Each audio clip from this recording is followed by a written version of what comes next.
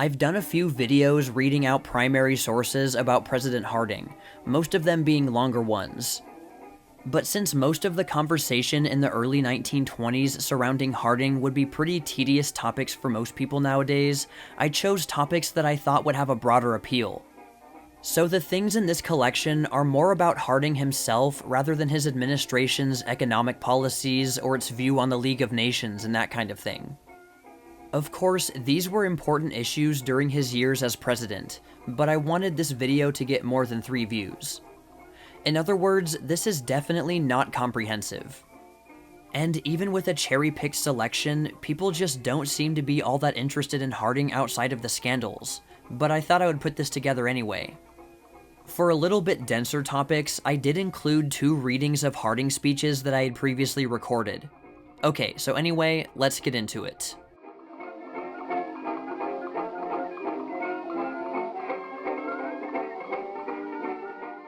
The Front Porch in Marion by Charles Murs.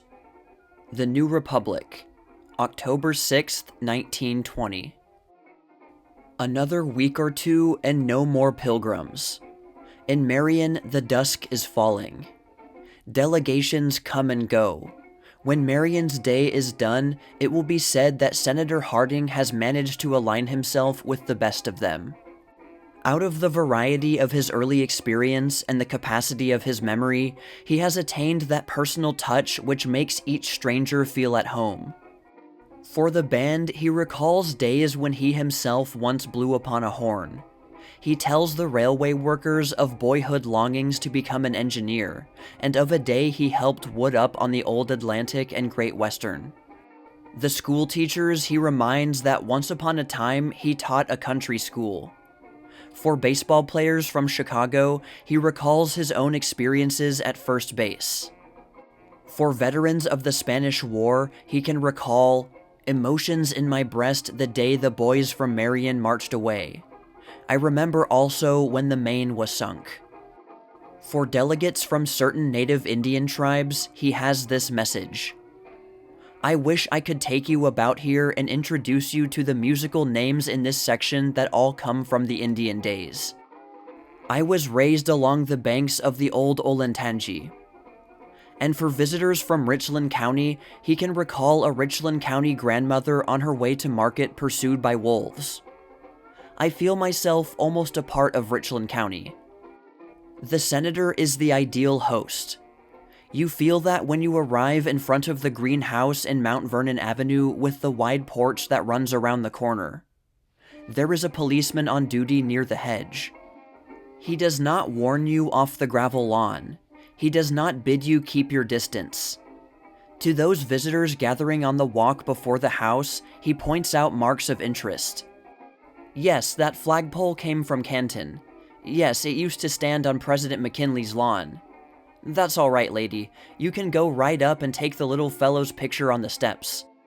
Senator Harding doesn't mind a bit. What's that? No, that's not the senator. I reckon it's one of the newspaper writers. On the porch? That lady? Let's see. Yes, the lady's Mrs. Harding. Mrs. Harding, huh? 2 visitors especially are interested. They reveal themselves to the policeman. Between them, he is informed, they constitute the court of Pettis County, Missouri, Republican now, thank God, and likely to stay Republican forever. They happen to be out looking at courthouses. Their own, not long ago, burned down. If that is really Mrs. Harding...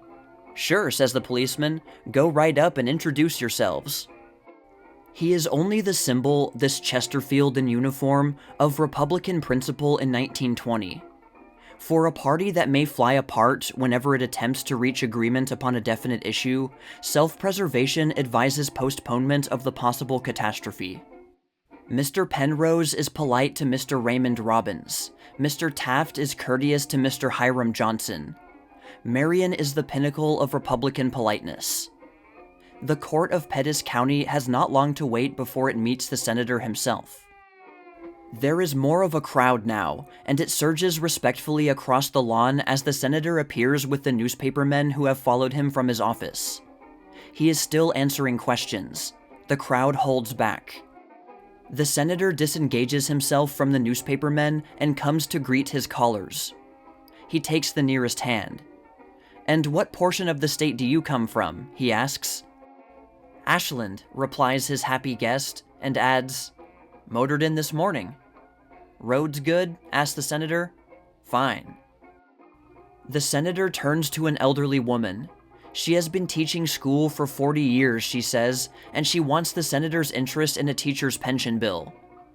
The senator assures her that while he recognizes in America no special classes, and while he conceives the presidency as, at best, co-equal with the legislative and judicial powers, nevertheless, he is ready to promise that the teacher's pension bill will have his close attention.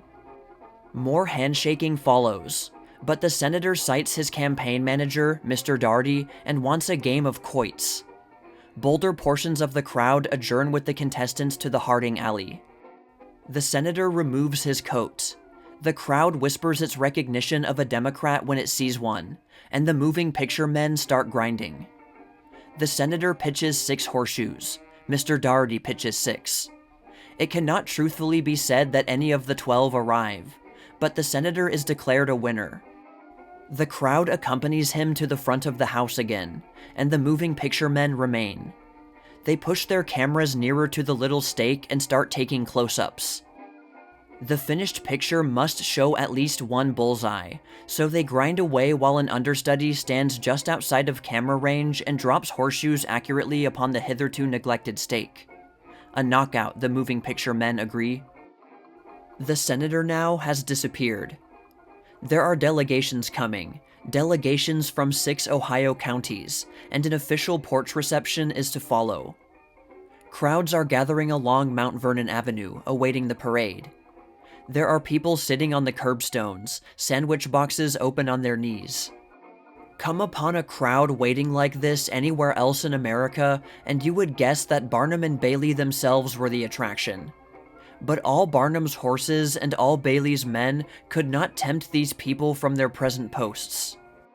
Down the street at the head of a procession comes the first band on its way to the front porch in Mount Vernon Avenue. The Harding and Coolidge Club of East Liberty, Ohio wheels in sight. The Logan County Women's Club for Harding follows. "Save the Constitution," its banners read. "League of Nations? No, we know our business." Other delegations follow, from Ottawa County and from Tuscarawas. They march 4 or 5 abreast. They have come to greet the next president of the country. The Champaign County delegates appear with white and green striped parasols. The crowd sends up a cheer. A moment later, there is a second burst of cheering. Knox County has arrived with a bandmaster who can throw his great baton above his head and catch it, spinning, with an arm behind his back. The long line of pilgrims has been marshaled into position for a battery of cameramen, told to take its standards down, told to close its ranks up, told to take its hats off. Various minor celebrities have appeared upon the porch. The crowd has guessed at their identity. There is a moment of suspense. The senator appears upon the porch. The crowd cheers. There is an ovation which lasts 4 seconds by the watch. Without difficulty, the crowd is silenced by the unidentified celebrity who acts as master of ceremonies. "Ladies and gentlemen," he announces, "we will first hear from the Tuscarawas County Quartet." The quartet follows with a lively song. There is another cheer. Various chairmen of county delegations are introduced. They tell the senator he will win overwhelmingly in November. He is, they wish to assure him, the greatest statesman of his party. He will restore the country from the decay of democratic rule, bring down prices, harmonize capital and labor, safeguard American honor, and fan the sacred fire of the fathers. He is the greatest statesman since Lincoln. To each generous tribute, the senator bows, not in false modesty, but as a man conscious of his worth and humbled by it. Between compliments, he stands erect, eyes raised above the heads of those who watch him. On his face is stamped an almost tragic resignation. The times have summoned him. Very well, he will obey the call. An octet of Negro singers leaps up the steps and bursts into ragtime. Here is a real sensation. The octet sings an encore. The crowd shouts its joy again. And then, suddenly, with no more preparation, the senator himself. Fellow citizens of the Republic, America uncovers today in observance of the 133rd anniversary of the birthday of the nation. I do not say the birthday of American freedom, which we celebrate variously, though always patriotically, on July 4th in reverence for the Declaration of Independence. But this is the anniversary of the literal birthday of our American nation. In that first convention were men of every type of mind. It was difficult timber out of which to erect the enduring temple of the Republic, which I think it worth our while to recall to lead us to greater appreciation. Heads bared to the summer sun, they hear him out. They do not cheer especially, except when he has finished. It is his turn now, and he shall have it. He has been the perfect host. It has been a splendid day. They have come chiefly for the purpose of saying that they have been, and with this philosophy, nothing can take the edge off their satisfaction. They pack banners, balloons, and tired children into trains and motor cars, and start back home again. Only a few more pilgrims will stand upon that gravel lawn. In Marion, the dusk is falling. Not alone the merchants and innkeepers of Marion, but all those, everywhere, who cherish the performance of a perfect act, will mourn the passing of the day.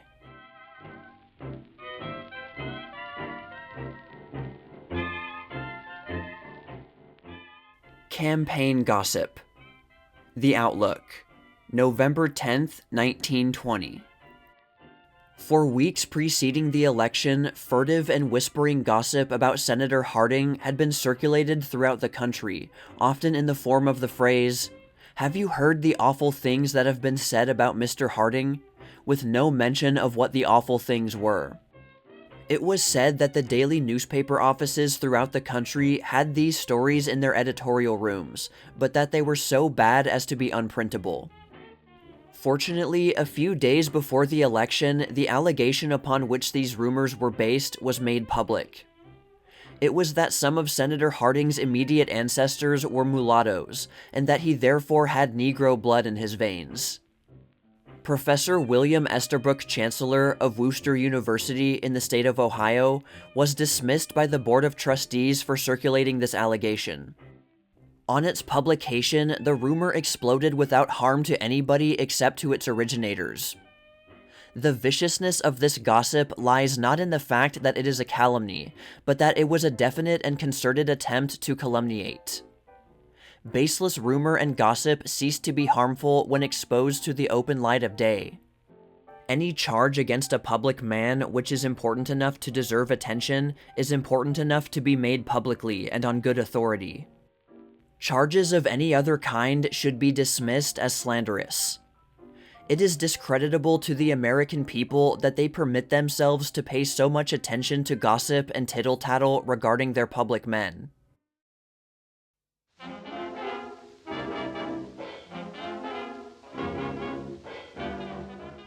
Halfway.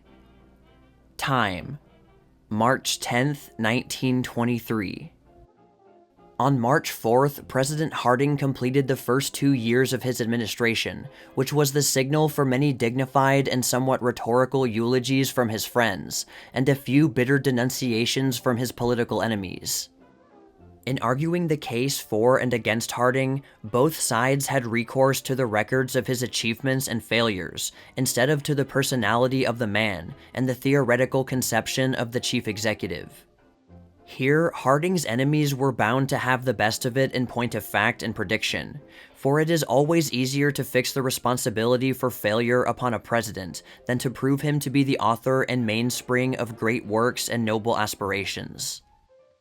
When Mr. Simeon Fess, ex-chairman of the Republican Congressional Committee, attempts to portray the president as a lawgiver and executive of the blood and stature of Lincoln, public opinion is at once skeptical and on the defense. When, on the other hand, the New York World or Mr. Joseph T. Robinson, minority leader in the Senate, impale him upon a phrase like the creature of a senatorial oligarchy, or call him the synthetic automaton of a few reactionary political doctors who met secretly in a room in the Blackstone Hotel in 1920, public prejudice and the mob's love of sensational and derogatory slander is kindled into a livid and cynical flame. But Harding should not be pleaded for nor abused on the precarious ground of his achievements. He is not a Superman like Roosevelt or Wilson. He never pretended to be, and he should not be judged according to such lofty standards. He is important and successful as the embodiment of the American idea of humility exalted by homely virtues into the highest eminence. He is the actuality of the schoolboy notion that anybody has a chance to be president. Mr. Harding has no personal enemies. Almost everybody in Washington likes him and admits he is a good fellow. And to be a good fellow, handshaker, and amiable regular guy and still occupy the president's chair is, in the national mind, the realization of the highest American idealism. No one realizes this more completely and shrewdly than Harding. Let the best minds advise him. Let the marionettes be treated as real neighbors when they come to Washington. Let the regimentation of American opinion on sound economics, good citizenship, and patriotism receive his full approval in the most hearty and homely fashion. It all redounds to the vitality of the legend he is busily fashioning, that of a man who will not let high office and vast honors go to his head.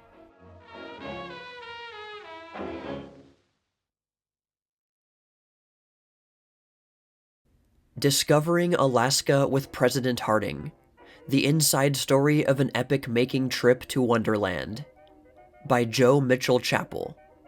McClure's Magazine, October 1923. Only 4 more speeches to write, now for a glorious holiday. There was a radiant, carefree smile on the face of President Warren G. Harding as he ascended the gangway of the historic transport Henderson, destined to carry to the yet mysterious shores of Alaska the first president of the United States who ever visited our northern wonderland. Ever since his trip to Panama in 1920, President Harding has dreamed of a voyage of discovery to the farthest flung frontiers of the Republic. Emblem of his dream come true, the president's blue 4-starred flag with the Great Seal of the United States emblazoned upon it was flying at the Henderson's masthead. The grim gray sides of this naval transport, the largest ship that ever sailed Alaskan waters, reminded us of her heroic service in the war zone when she carried soldiers of the AEF to France. She was one of the first to take our troops overseas, and once, in flames, she was abandoned at sea. Now, for a few weeks, the Henderson was to be virtually the White House afloat. And from the start, there were those of us aboard who recalled the wartime misadventure and felt her a ship of ill omen. Yet profound was the thrill we felt in thus setting forth on a voyage of 20th century exploration, to discover the Alaska of today through the eyes of the nation's chief executive. The trip was to mark an epoch, to bring about an awakening of the people of the United States to the scenic beauties and inspiring future of this subarctic empire of ours that has been for years exploited, neglected, misrepresented, or veiled in a glamour of romantic unreality hanging over from gold rush days and perpetuated in the films and best-selling thrillers. In the soft rain of that July afternoon, throngs gathered on the great community wharf at Tacoma to cheer and wave farewell. There were misty eyes among them. It is hard to conceive just what it would have meant to those assembled had they known that this indeed was their last farewell to their president. The leave-taking was very simple. Hands were waved and the Henderson backed out. In a few moments, she was plying her way down Puget Sound as the roar of 21 guns, the presidential salute, resounded from shore to shore. 2 destroyers, steaming slowly, convoyed us fore and aft, like watchdogs held in leash. "Where is the president's stateroom?" somebody inquired. Attention turned to the large cabin aft on the upper deck. Screens enclosed the deck to combat the Alaskan mosquito, of whose viciousness we had heard much. Along the upper promenade, the bower of flowers literally formed an avenue of blossoms of every hue and color. The Navy band on board began their afternoon concert. Yes, We Have No Bananas pushed its way into the program. Iowa, Iowa, That's Where the Tall Corn Grows was the concluding number. Over and over it was repeated, until Secretary Wallace, the gentleman from Iowa, was accused of having bribed the bandmaster. With his new seagoing cap properly adjusted to protect the dome, as he said, Speaker Gillette sidled down the rail to settle a point of order. "Shall I wear high or low shoes on deck in daylight?" he queried anxiously. Acquaintances ripened quickly. Formalities were thrown overboard. The president held informal open-air cabinet meetings by the rail amidships, where the cabinet trio, Secretaries Work, Hoover, and Wallace, foregathered. Secretary Hoover later snuggled into a big chair on deck behind a huge cigar, and was soon absorbed in data about Alaska fisheries, his own particular province. Typewriters began to click in the staterooms. The newspaper artillery was beginning to throw up a barrage, and to open rapid fire with the slightest bits of deck gossip as munitions. Secretary Hubert Work kept his assistant Donald busy furnishing Interior Department data. Dr. Work was the government railroad magnate, in charge of 500 miles of Alaskan railway, to say nothing of 16 other bureaus. Colonel Greeley, chief of the Forest Bureau, discussed the overripe forests with Secretary Wallace. "There are over 200 million acres of national forest reserves in Alaska, a wooded wonderland, unparalleled," said Colonel Greeley, and he added, "Many water power sources are located conveniently for paper mill projects." Thus early were we introduced to Alaska and her true role, a great national storehouse, holding vast, untouched reservoirs of natural wealth, with timber, fish, fur, and precious metals as the big four among her manifold products. 5 cabinet officers and 28 bureaus exercise authority in Alaska, and Alaska still lives.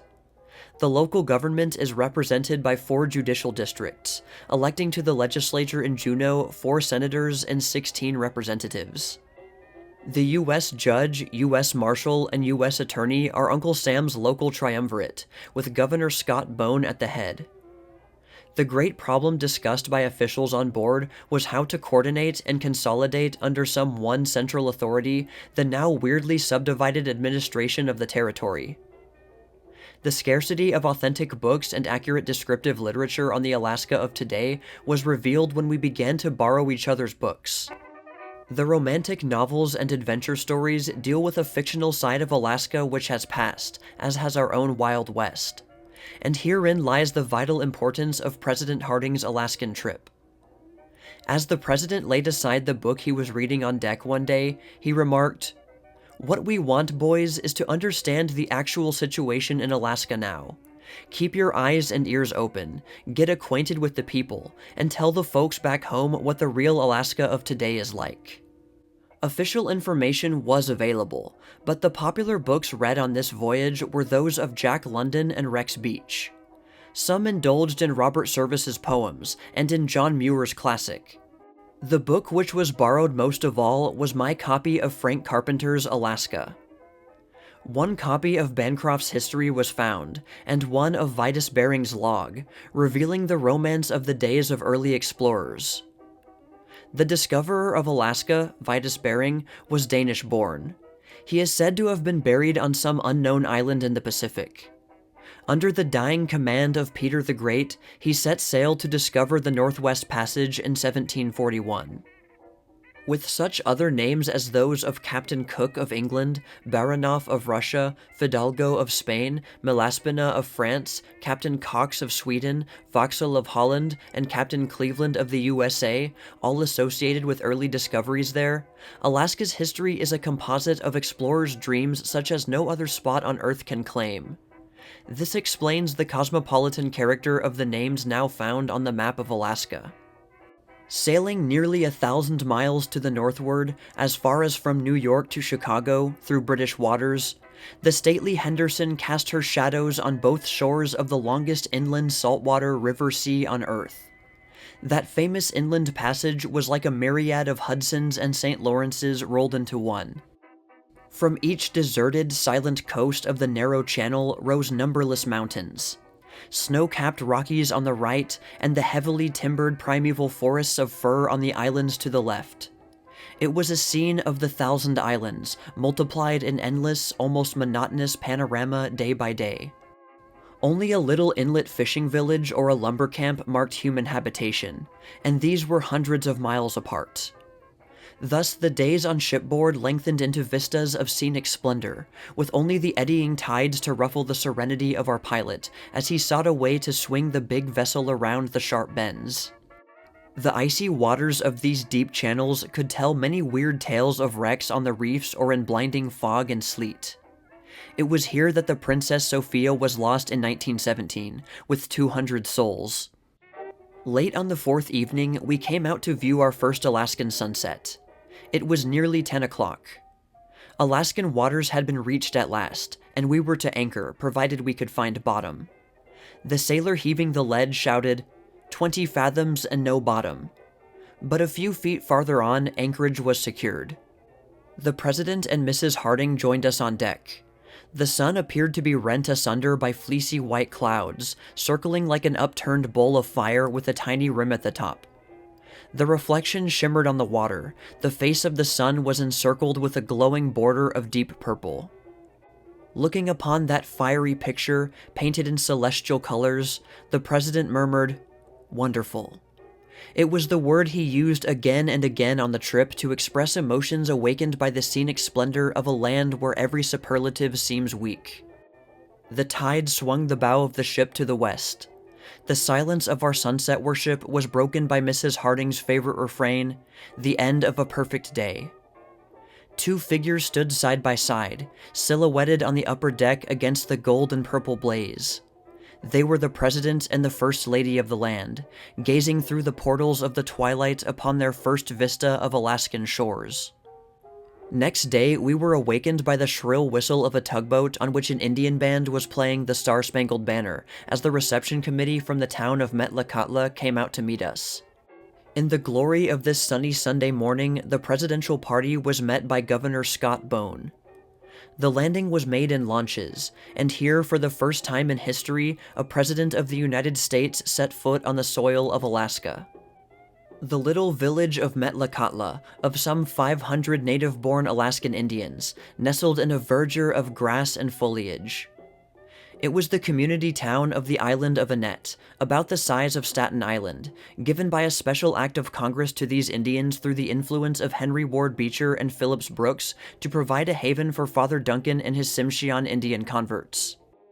The twin Westminster-like towers of Father Duncan's church on the hill, the largest edifice devoted to religious worship in Alaska, loomed up, a landmark of missionary achievement. 100 houses, some of them deserted, told the story of former days. On the wharf, the party was met by a throng of little Indian children who led the way to the schoolhouse, under an arch on which they had inscribed, "God bless our President." An assembly comprising almost every living person on the island of Annette gathered to greet the president on the schoolhouse lawn. A choir sang the Hallelujah chorus from the Messiah, and an open forum followed, in which the members of the cabinet participated. The board sidewalks of the town of Metlakatla were raised on stilts, high above the mossy ground and the luxuriant undergrowth, which was almost of a tropical nature.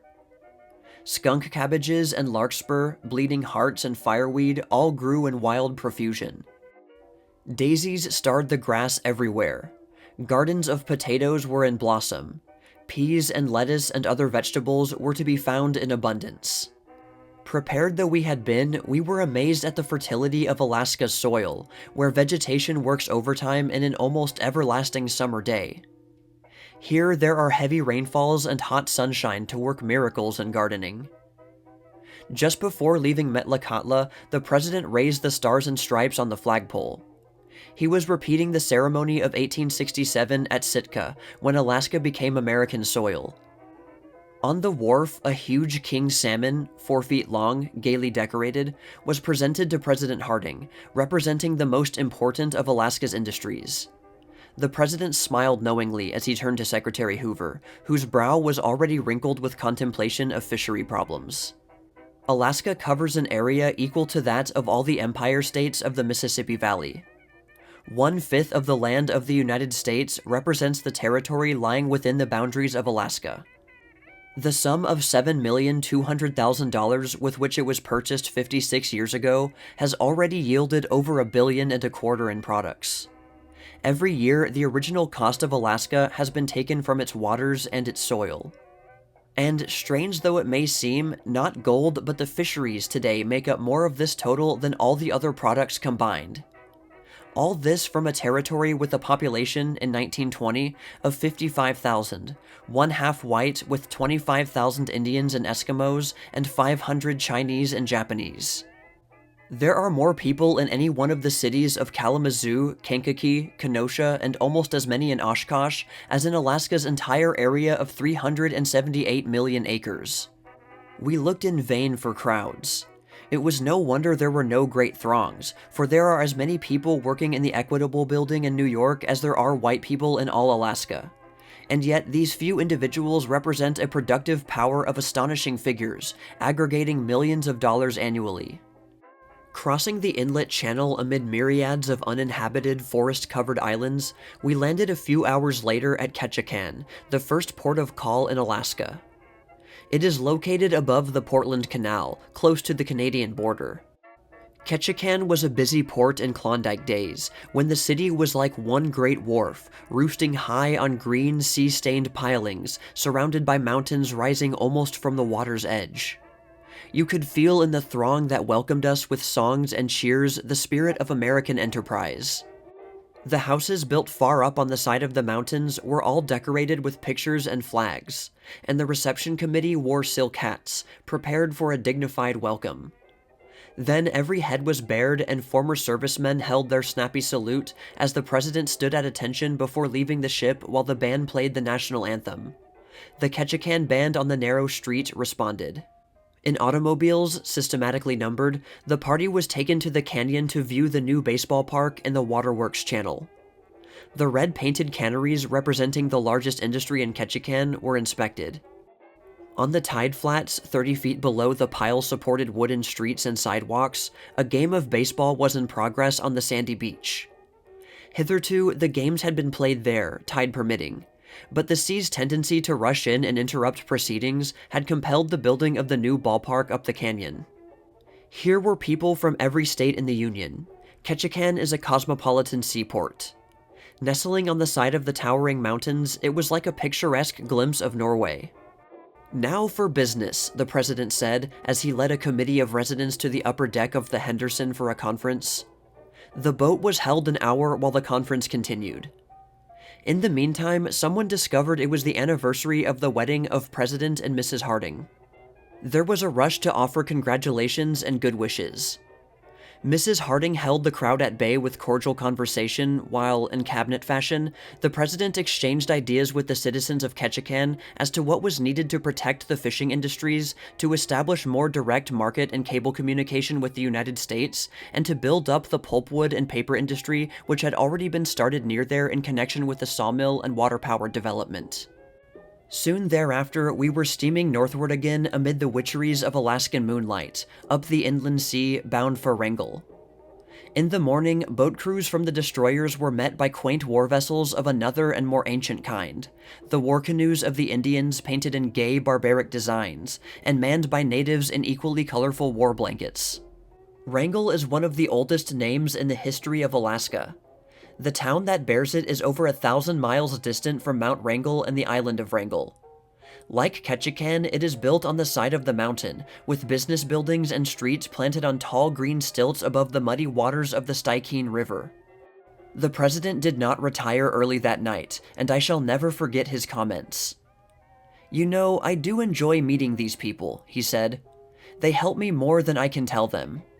They have preserved the sturdy spirit of the pioneer, and without our pioneers and frontiers, we are likely to lose the self-reliance and understanding courage which has made our nation grow." In a remarkably short time, President Harding has gained a real understanding of and admiration for the people of Alaska. "Can you conceive of anything finer than you see here?" he continued meditatively as he puffed his pipe. where men rear robust, educated families with the right ideals and make happy homes, where they go ahead and do things without fear or favor. Alaska is going to work out her own problems if I judge these people aright. For, first of all, they have that great heritage of health which means so much. He sighed as he said these words, and his voice was that of a tired man.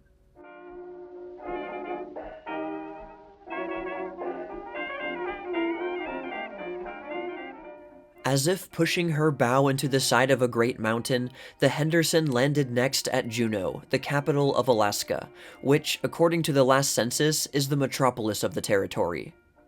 It was early in the morning, and the throng of cheering Alaskans under umbrellas, perched on the buildings and filling the streets, were celebrating the only rainy day President Harding saw in Alaska. A long line of schoolchildren with garlands of fireweed formed the guard of honor. As we drove in automobiles and limousines through the town and up to the governor's residence, located on an eminence commanding a view of the entire harbor, we noticed a large sign beside an old yellow building. It stated grimly, "This is the Capitol building." The structure looked like an old deserted garage, and our government officials' glimpse of it on that rainy day should be sufficient to put through the $250,000 appropriation for a new Alaskan building, which at present the rival city of Anchorage is charged with plotting to hold up. It kept on raining. There is 13 feet of rainfall in southeastern Alaska, and most of the annual quota seemed to be pouring over the president's hearers as he delivered his speech from the porch of the governor's mansion. All day long, while the cabinet ladies went shopping on a souvenir spree and toted home totem poles, walrus ivory, gold nuggets, earrings, and jewelry, their husbands were engaged in official conferences with the citizens. Secretary Wallace was told of the ripe forests where fir, spruce, and birch trees are dying out. Trappers came forward with their plea for protection of fur-bearing animals, of the otter, minks, fox, and beaver, which fall under the jurisdiction of the Department of Agriculture. In passing, we were amused to note that the patrician seal in the far-off Pribilof Islands, which have paid $3.5 million profits during the past year, belonged to Secretary Hoover in the Department of Commerce, while the great reindeer herds that we were soon to see farther north are controlled by the Bureau of Education. Thus, incongruously, is jurisdiction over Alaska's riches divided up among Washington bureaus. Alaska's greatest virgin asset is her mineral wealth: gold, silver, copper, zinc, antimony, and tungsten. But 70% of her present population is directly involved in the fisheries. Her coal and large areas of platinum are yet to be exploited. After Juneau, Skagway, one-time outfitting place for adventuresome seekers of the Klondike's Golden Fleece. Early in the morning, 484 residents of the town gathered on the wharf where once some 20,000 of gold-thirsty miners had landed. At the picturesque, deserted piers, the Henderson berthed in ghostly stillness. The precipitous wall of the towering cliff, 200 feet high and so near the ship that we could almost touch it, was covered with names and signs, painted by old prospectors and tourists from all over the world. On the wharf, after talking informally to a little group of old miners, the president turned to me and remarked with a quiet smile, "These people amaze me in the way they comprehend. The marvel of Alaska to me is the virility of every individual I see. Of course, environment constantly plays an important part in molding strong characters and strong people. Here, the people have achieved, in this great out-of-doors, a freedom from the restraints of conventionality that helps in the making of strong characters and strong friendships. The longer I live, the more firm is my belief that the greatest possession in the world is dependable friendships. The deserted streets and buildings of Skagway are ghost-like remembrances of a wild past, when prospectors celebrated here before setting out over the Chilkoot Pass as a shortcut to the Yukon and Dawson. There is scarcely a gulch or canyon along the route that has not held in its icy grasp the remains of a gold seeker. Today, a peculiar restfulness broods in this picturesque little town, with its thrilling memories of gambling and adventure. Palatial in their furnishings are the homes built here by wealthy fortune seekers in days gone by. Many residents are firm in the belief that someday Skagway will come into its own again, this time as the tourist gateway to Alaska. The never-dying hope of the prospector prevails among the people. Now came the chill of a 3-day voyage to Seward, across the Gulf of Alaska, the northern crest of the Pacific, that just escapes the Japan Current. Here originate the storms and blizzards that sweep the United States and Canada from one end to the other. Even the Texas Norther is born in these frigid straits amid floating icebergs. It was on this voyage that we first glimpsed, northward over the black waters, majestic Mount St. Elias, the Muir Glacier, and the lofty ice peaks of the Alaskan Range. Mount St. Elias marks the Canadian boundary. It is the cornerstake of Alaska.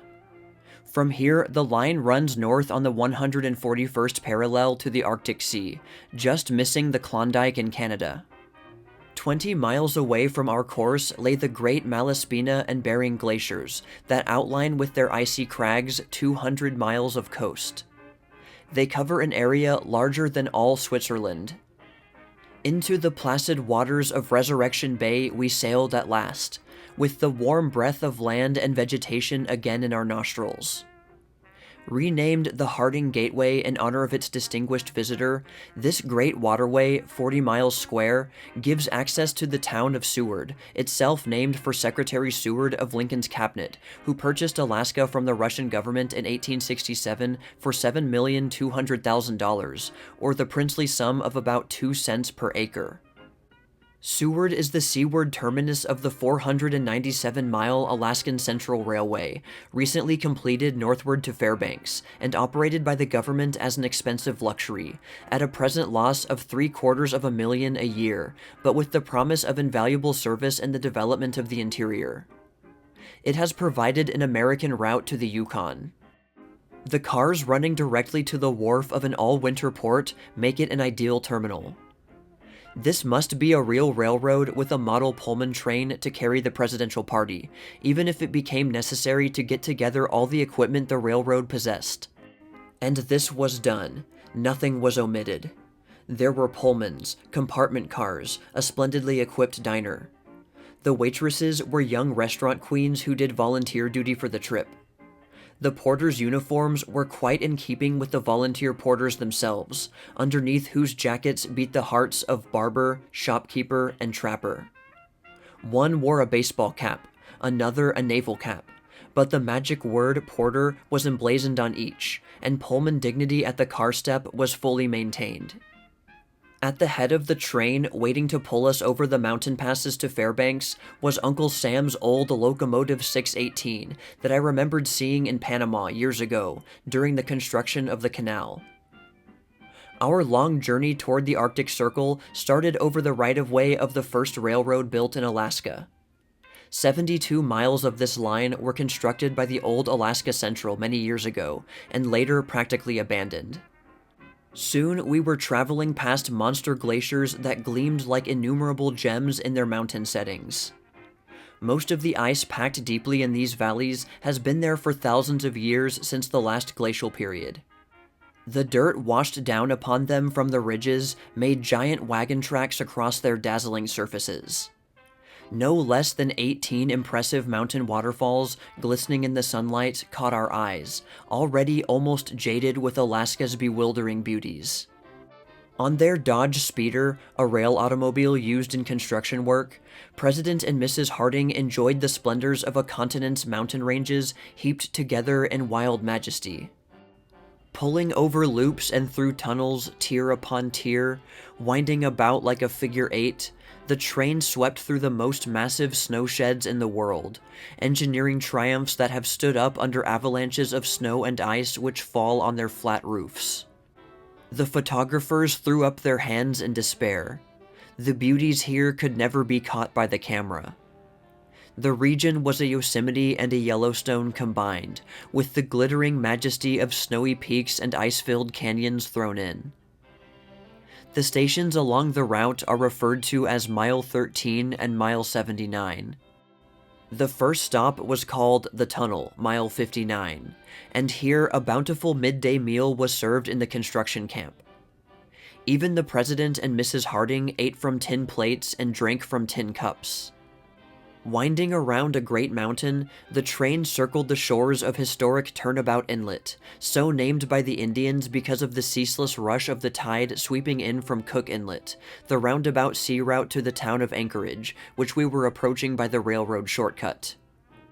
It was 11 o'clock in the evening when the train whistled for Anchorage, but the skies were as bright as day in this country of almost perpetual summer light.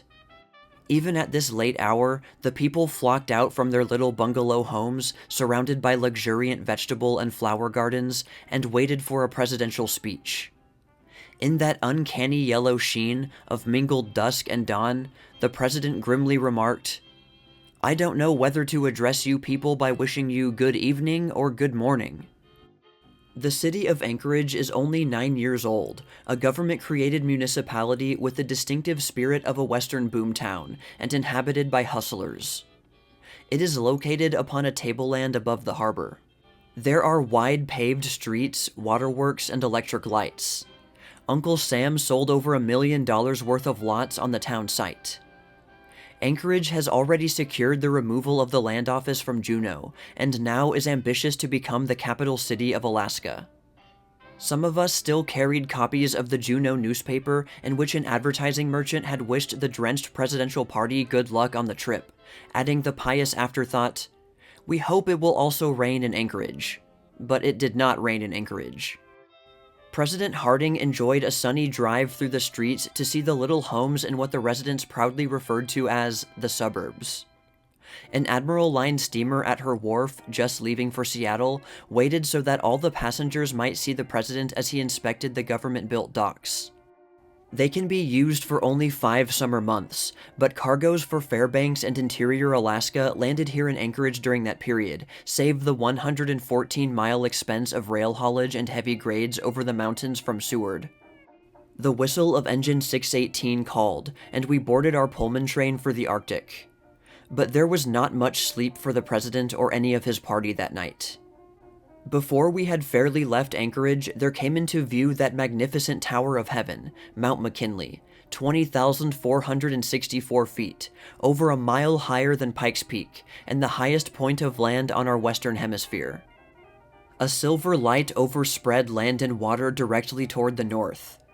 Above it gleamed a sea of gold, with beautiful clouds outlined upon it, as if the islands below had been lifted into this transcendent glow.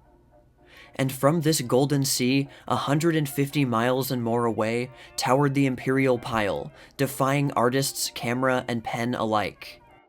At this distance, there seemed to be no ragged edges, no rugged peaks, no beetling cliffs. All was mellow in outline, soft contours robed in snowy white. Under the yellow tinge of Alaska's sunny midnight, Mount McKinley seemed to melt into the heavens. On puffed the special train of 11 coaches, up the Susitna River through the towering Talkeetna Mountains and over high iron bridges, which spanned almost bottomless canyons. A detour was made over the branch line to the coal mines at Chickaloon. Here were the wartime naval mines, which once hoped to rival the Pocahontas coalfields, but which now lie abandoned, a $1 million failure, for the coal found there could not be used, even after the installation of a $1 a ton coal washing plant. All the people have gone. The houses with tennis courts provided for the miners are now deserted, and the place is in the hands of caretakers. It was a mournful procession that came down the long steps after viewing Uncle Sam's deserted village. But there was comfort in the knowledge that elsewhere in Alaska lie great fields of really valuable coal. Back to the main line at Matanuska, the train passed through an agricultural area where garden truck for the miners is raised. Livestock on the farms apparently is scarce. There are 30 times as many dogs as pigs in Alaska, 17,000 to be exact. And yet, mysteriously, everybody has bacon for breakfast. The figures on livestock and agriculture in all Alaska would not equal a small county in Iowa, yet the fertility of the soil is phenomenal. Mrs. Florence Hoffman, wife of a deputy U.S. Marshal, brought aboard luscious strawberries picked that morning. I took 2 boxes to the president, who marveled at the flavor of these near-Arctic berries as he ate them for breakfast without waiting to have them stemmed. The daylight brightened as we passed through this region of farms. The chicken coops, we noticed, were covered with blankets to produce an artificial night and send the hens to roost. A common report around Matanuska is that the chickens here double their laying capacity, laying 2 eggs every 24 hours. At a station called Montana, or Milepost 209, we stopped at a large black fox farm. Out from their little kennels behind wire netting flocked baby foxes and their mothers, brothers, and sisters to eye us craftily. Frequently, these baby foxes are nursed by the mother cats of the household until they are a few weeks old. Thereafter, it is unwise to leave them with their foster mother, for the sly baby foxes will turn on the one who fed them and kill her. The foxes, fed on inexpensive foods such as fish, are killed in the fall and shipped to fur centers, the value of the pelts ranging from $30 to $200. A large percentage of all the black fox furs now sold is said to come from these foxes reared on ranches which handle 50 to 100 fox. There are over 2,000 fox on these farms, constituting a growing portion of the Alaskan fur industry, which yields an annual revenue of over $1 million.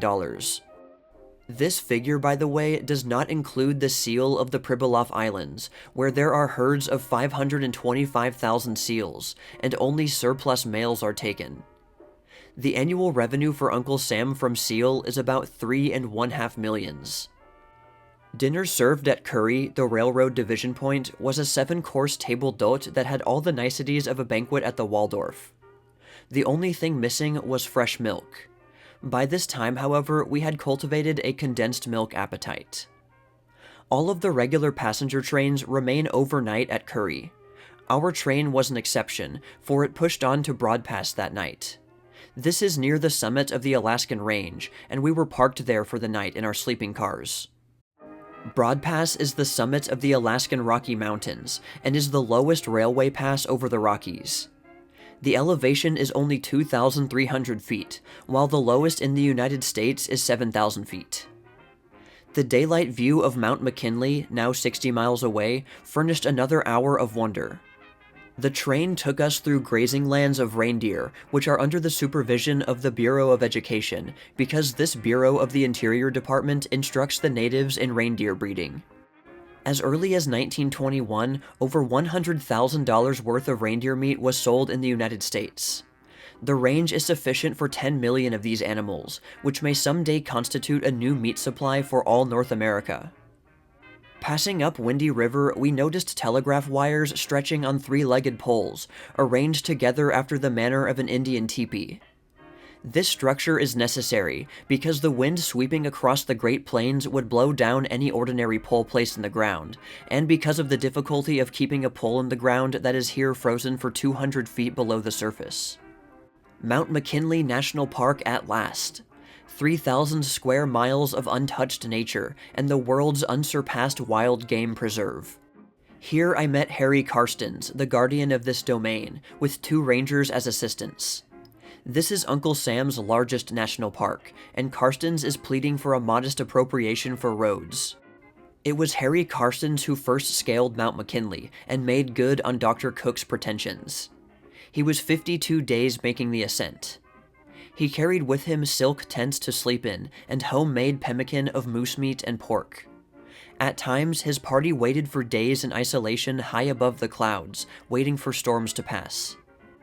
The same locomotive, number 618, was used on the entire trip to Fairbanks and return, although at one point going over the mountains, it broke down under the strain and had to pull one section of the train across and then return for the other.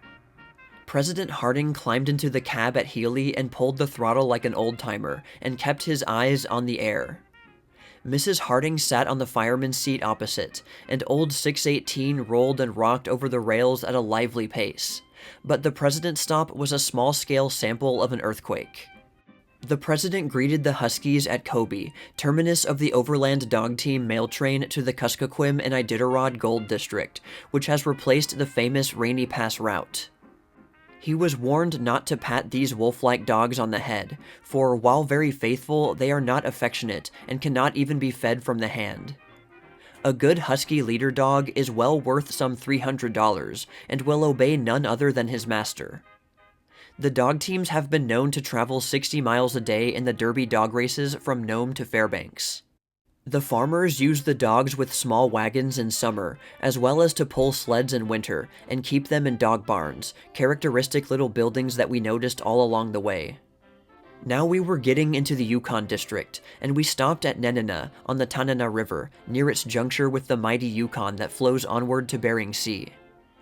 At Nenana, the Golden Spike was driven by President Harding, marking the completion of the Alaska Railroad to standard gauge from the narrow gauge that had previously been operated to Fairbanks, about 30 miles away.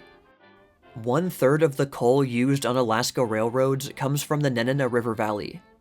The coal is also marketed along the Alaskan coast from Ketchikan to Kodiak, the ancient Russian capital of Alaska. The town of Nenana is situated in the center of an ambitious agricultural region. One enterprising American had brought a harvester up here, but found it impossible to get the machine to his farm because of the lack of roads.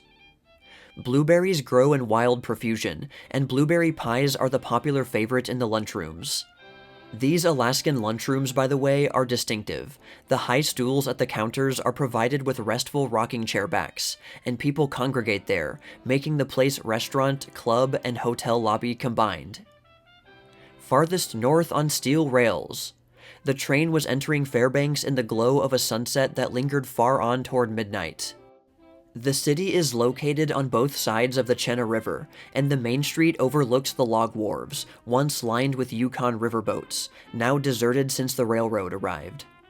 Old Seoul seemed to sit like a huge bowl on the horizon, just moving over a bit every 24 hours. The moon was not to be crowded out, and here was the spectacle of the sun shining amicably with the moon in the same night sky. The country roundabout is rough and wildly picturesque, no towering mountains near at hand, a country of the Alaska plains. Hereabout are the creeks or valleys from which have been taken millions in nuggets and gold dust. The old-time terminal and deserted narrow-gauge engines recalled the stirring days when gold dust, weighed on a scale, was the currency that passed over the counter or bar. Immense bouquets of all kinds of flowers were given to every member of the party, and luscious red tomatoes, pride of the region, were served us at a neighboring farm, while belles of the town stood by with salt cellars to season them for us. A quick, dusty drive was made to the Agricultural and Mining College, the farthest north educational institution in the world. The first class of this college, the class of 1923, consisted of one sturdy lad, John Stanley Sexton. There are about 50 students now, and all provided with fine classrooms and libraries. Already they have filled one room with rare mining and agricultural specimens from all parts of Alaska. The Alaska Railroad opens up 4,000 miles of interior navigable river routes, and makes a route direct to Nome and St. Michael down the river as well as to Dawson and the Land of Gold up the river. Fairbanks, that harbored perhaps 20,000 people in gold rush days, now has homes for 1,500. The houses are cozy, flower-decked log bungalows, the chinks often filled with moss and mud in lieu of plaster. Idleness here is a crime. There is always something to do, and common labor gets 75 cents an hour. There are no servants in Fairbanks. Everybody does his own work, or the neighbors drop in to help when an emergency arises. In fact, in Alaska, there are no poor, no mendicants begging by the wayside. There is no class distinction. No one is questioned concerning his past or why he has come to Alaska. Here, one has a real comprehension of the Empire of Alaska, which embraces more land than all of England, Scotland, Ireland, Norway, Sweden, and Finland combined. The potato yield is 300 bushels to an acre. Turnips, carrots, and sugar beets flourish without the aid of commercial fertilizer. Wheat yields 20 to 25 bushels an acre. Red-topped and yellow-flowered alfalfa grow abundantly.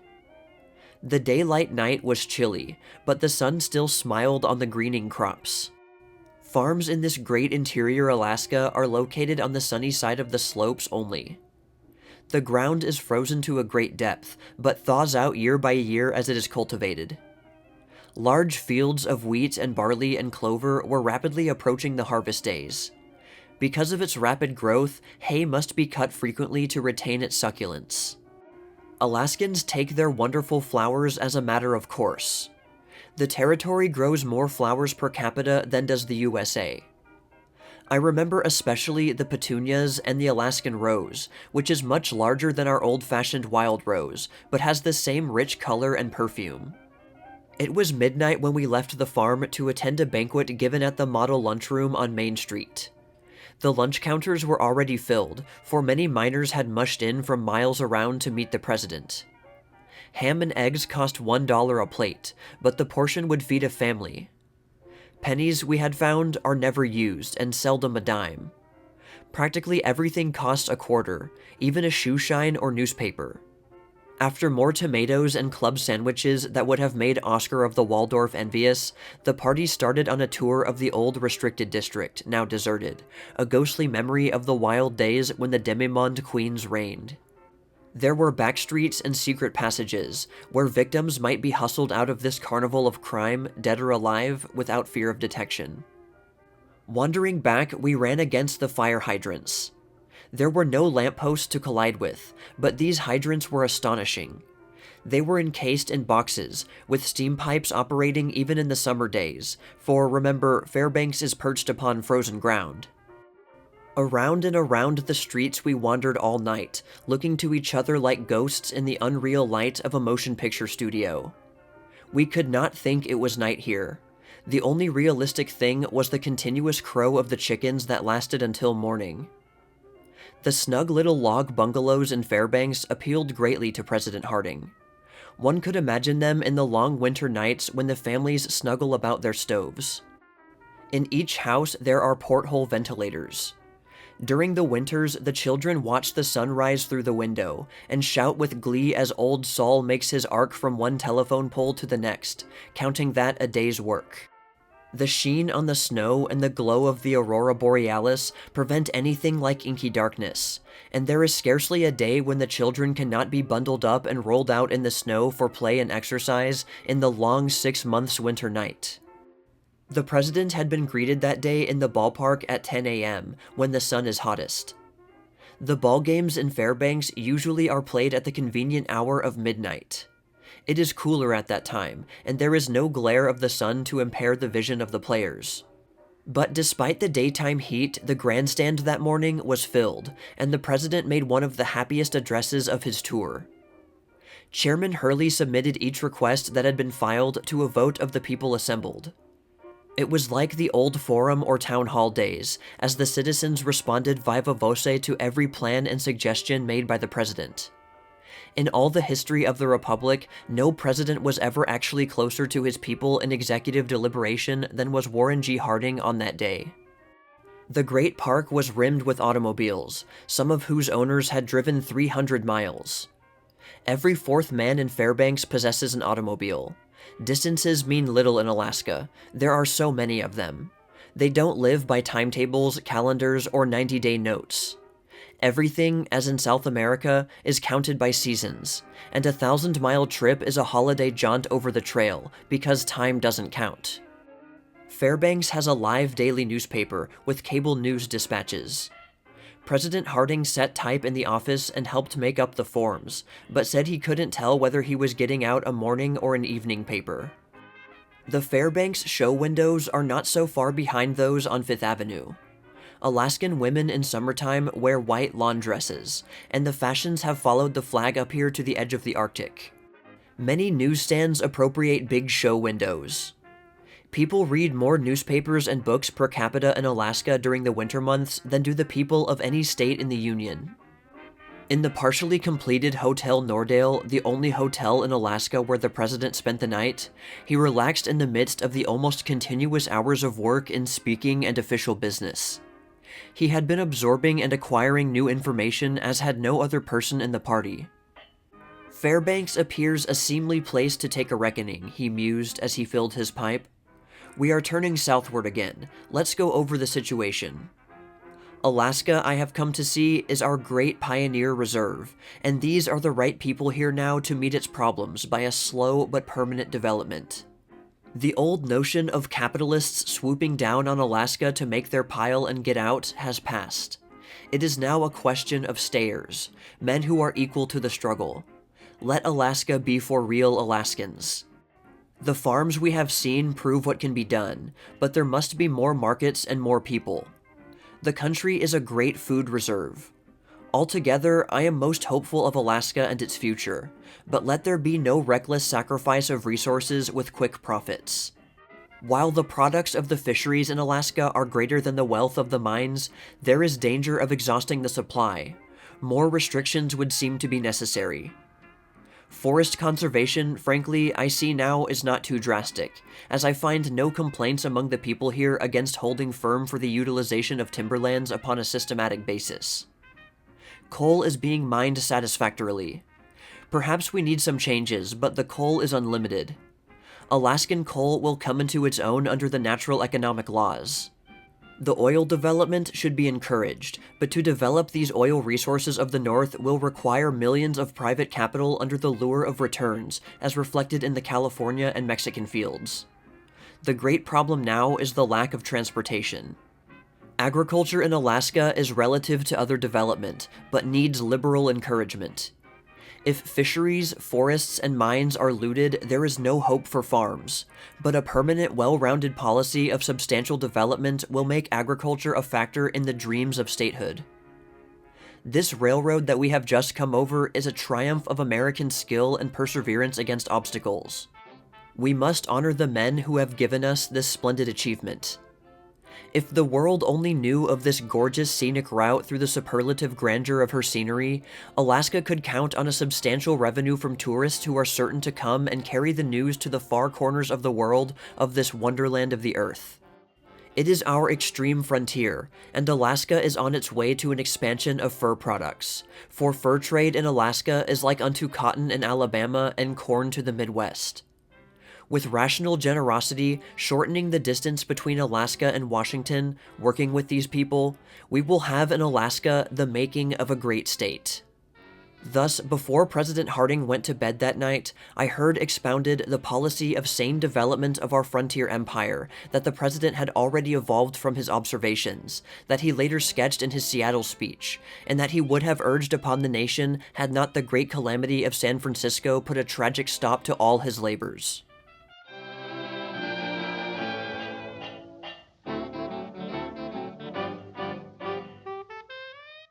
Harding's Last Days in Alaska, An Intimate Story of the Late President's Historic Journey, by Joe Mitchell Chappell. McClure's Magazine, November 1923. Our return from the farthest north of the Alaskan trip with President Harding marked the beginning of a definite impression on us all.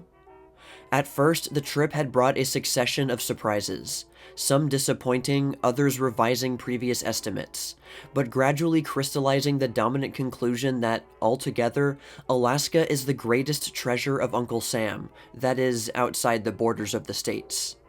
In the rush and whirl of the trip, there was evident a pessimistic feeling among some of the party concerning the future of Alaska. But through it all, I found myself an inveterate optimist, for I saw the gold pouring from the pans, the millions of fish in Alaskan waters, the timber covering thousands of square miles, the fertile and producing fields of grain and vegetables, the trainloads of copper ore, the herds of reindeer, the pigs and cows, the railways and highways, the evidences of oil, the great outcropping seams of coal, the small progressive cities. But best of all, I felt the spirit reflecting the hope and determination of the American pioneer. That $1.25 billion worth of products have been taken out of Alaska in 50 years, with one lone individual for each 20 square miles, is in itself a startling fact. But the sight of all these things was conclusive evidence to confirm my conviction. Alaska looms up before me as the alluring land of isolation and measureless opportunity and adventure. With the coming of rigid dirigible airships of the type of the ZRs, with the extension of airplane service, railroads, and radio, and finally, with more government steamships on the Alaska route, I can vision the possibility of thousands of young men and women coming here to better their conditions and to make permanent homes. I have viewed the Alps in Switzerland, the fjords of Norway, the charm of the Italian lakes, the highlands of Scotland, the picturesque Rhine, the mysterious beauty of the Black Forest, all those magnificent magnets of European natural beauty that draw thousands of American tourists. But all their splendors are filmy shadows compared with the imperial, solitary, and superlative wonders of Alaska. The tourist tide soon will turn to Alaska for scenic sensations that run the gamut of emotions. There is the sail on the greatest inland route of the seven seas, the land of the totem pole traditions, the greatest fishing waters of the oceans, the great glaciers that fascinated Muir, the myriad waterfalls amid snow-capped mountains, many yet unnamed, and above all, the imperial Mount McKinley, the transcendent pearl-like peak, a gem supreme among Alaska's landscape jewels. There are vast expanses where the foot of man never trod, where one feels the thrill of discovery. Climates ranging from the equator's scorching sun to the chill of the North Pole. Vegetation from luxuriant jungles to the brilliant flowers garlanding the brows of towering ranges. It is a land of vigorous, self-reliant men and women. This is the land to which the lure of gold will ever call the adventurer, the land which will supply the furs for woman's glory and man's comfort. Alaska's ranges could graze 10 million reindeer to supplement our diminishing meat supply. Her endless forests are a reserve for the future supply of wood pulp that will give us paper and make us independent of foreign sources. A flotilla of automobiles convoyed the presidential train for some miles as we left Fairbanks, making good time along the dusty roads. In all the 300 million acres of land in Alaska, we learned that there are only about 400 miles of motor roads. At Healy, where great seams of coal are visible from the railroad in the cliffs along the river, we stopped to take water. We found almost every man in the group at the station posted on the prices of coal. At the mine, lump coal brings $4, nut $3.50, run of mine $3, screenings $2.50. The rate per ton from the mine to Fairbanks is $1.50, Anchorage $2.50, Seward $3.50, and coal represents a substantial proportion of the tonnage on the government railroad at this time.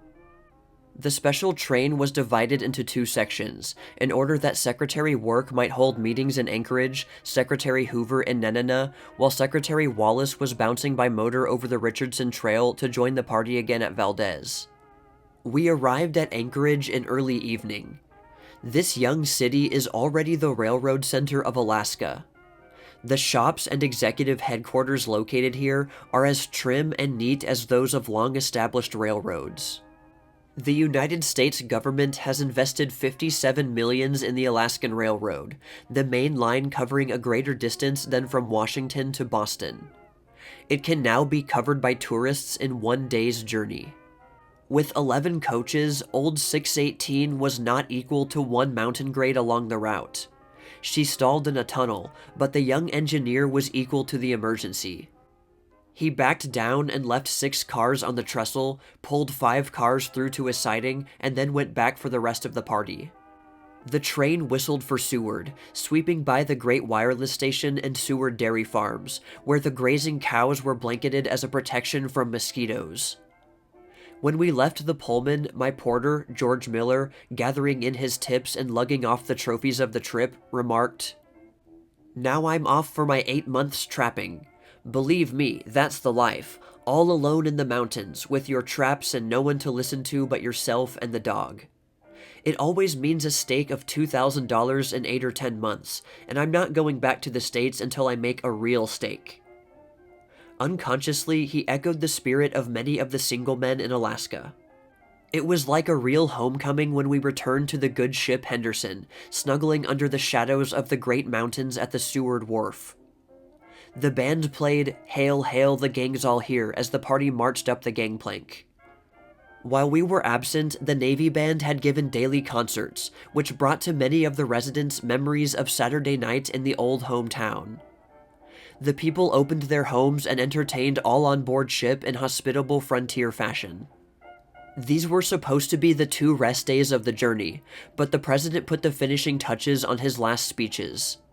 Little did we dream of the tragic fate impending. Early in the morning, the president worked steadily at his desk inside his cabin, but about 11 o'clock he appeared on deck and hailed me. "Let's have a walk about town. I need a little air." Off we started down Main Street. The passers-by did not at first recognize him as he stood looking into the store windows. He commented casually on what the people were buying in Seward. For a time, he became a carefree tourist, forgetting affairs of state and the burden of responsibility that had been insidiously wearing him down. He seemed to take delight in the trifling observations of a saunter through streets where no throngs gathered to stare, where he was just a man like any other, and not the nation's most eminent figure set apart in solitary glory. He lingered at nearly every show window with some comment. As we passed the blacksmith shop, he said reminiscently, "The sound of that hammer and anvil is real music to me, reminds me of Harry Cooper's shop at Caledonia." Walking far back into the residential section at the foot of the mountain, he surveyed the array of little home-like bungalows, characteristic of Alaskan towns. "I have fallen in love with these little Alaskan homes. I like those stucco houses with red roofs over yonder. These log bungalows are like the ones we saw in Fairbanks. This is certainly the most beautiful city we have seen in Alaska," he remarked, sweeping the line of the horizon with his walking stick. He had stopped to talk with many children, asking them their names, but now that they recognized him, they ran for their cameras to have his picture took before our house, and then, chatting and laughing, walked back to the boat with him. Some of the party came dashing 50 miles an hour on the 18-mile boulevard leading out of Seward, around the shores of Kenai Lake. Everyone stopped at Methuselah Spring en route to drink deep of its magic waters. Over the spring was painted the legend, "Drink these waters and you will live 1,000 years." In the streams along the road were the salmon in their inland water homes, where they returned to native waters to spawn and to die after battling for 4 to 6 years in the salt waters of the deep. Evidence of natural gas and petroleum in Alaska was here furnished in a wayside hut, where picnickers stopped to cook their meals on gas stoves supplied through pipes with natural gas from an oil seepage on the mountainside 100 feet away. At 9 o'clock that night, a presidential salute of TNT was fired 10 miles away. The roar echoed and re-echoed from mountain to mountain in the landlocked harbor. In the dawn, the great vessel glided silently through the Harding Gateway, freighted with happy memories of the days at Seward and Resurrection Bay. Out into the chill of the Gulf, the floating White House sailed along the glacier-lined shores and among myriads of islands. Some of these islands, containing 10 acres and upward, are leased by the government at $25 per year for fox farm reserves, and fox farmers live here all alone, caring for and feeding the animals that are reared in the open. The fox will not swim ashore. They live high on the fish provided for them, adding a goodly sum to the fur revenue of Alaska. An inland sail of 20 hours in the waters of Prince William Sound brought the Henderson to Valdez, the farthest north winter port of Alaska. On one shore were copper mines, on the opposite the gold quartz locations. The tide was running, and the big boat could not be landed at the wharf, where many thousands of gold seekers had landed in Klondike days. Valdez is built on a moraine, the land made by giant glaciers that have now retired between 2 great mountains. This little city in its picturesque setting is one terminus of the Richardson Highway, the automobile route to Fairbanks. In early days, Valdez was the favorite port for a railroad terminal. In fact, many railroad projects involving desperate competition were started from here, but not one of the railroads was ever built. The town boasts a courthouse and is the headquarters of the judicial district.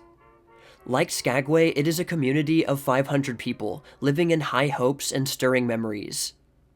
Everyone is a prospector in Valdez. The jeweler, clerk, banker, ministers all spend every spare moment with a prospector's outfit somewhere among the mountains. The president drove out to the famous Keystone Canyon on the Richardson Trail, which at the very beginning crosses 27 bridges spanning the rushing gray water of the glacier streams pouring out of the great mass of ice that forms a colorful background to the picture of Valdez, which lay before us.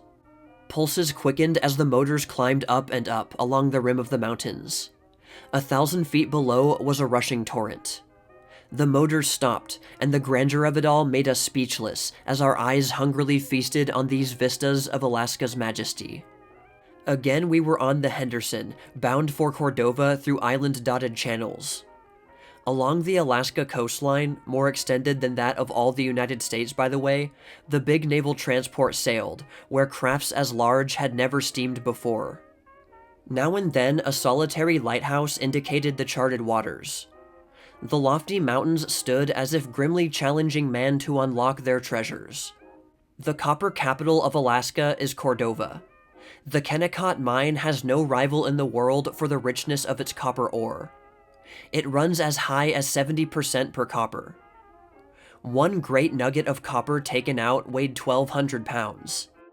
The Guggenheim interests invested $22 million in the Copper River and Northwestern Railroad in order to develop these mines. The general opinion in Alaska today is that they want more men with large capital and financial courage. The great mineral wealth of Alaska has barely been scratched, and can only be developed with a lavish and even a hazardous outlay of capital. A special train of coaches and dining car awaited at the Cordova Wharf to take us to the Childs Glacier. Here, the glacier chasers among us were to be fully satisfied. The railroad over which we traveled was built in 1910 in a desperate battle against time. The falsework of the $1 million Copper River Bridge has been erected on the ice, and the ice went out 40 minutes after it had been removed. For this 40-minute leeway, the engineers were indebted to a captain who took a hazardous shortcut through inland channels with his vessel, which was carrying on deck the iron for the bridge work. He delivered it ahead of the deadline schedule and saved the bridge. Alaskan development owes much to the Copper River Railroad, 194 miles in length. It was built to carry ore, but 10% of the road's business is for the Alaskan people, whose interests are given preference even over copper traffic.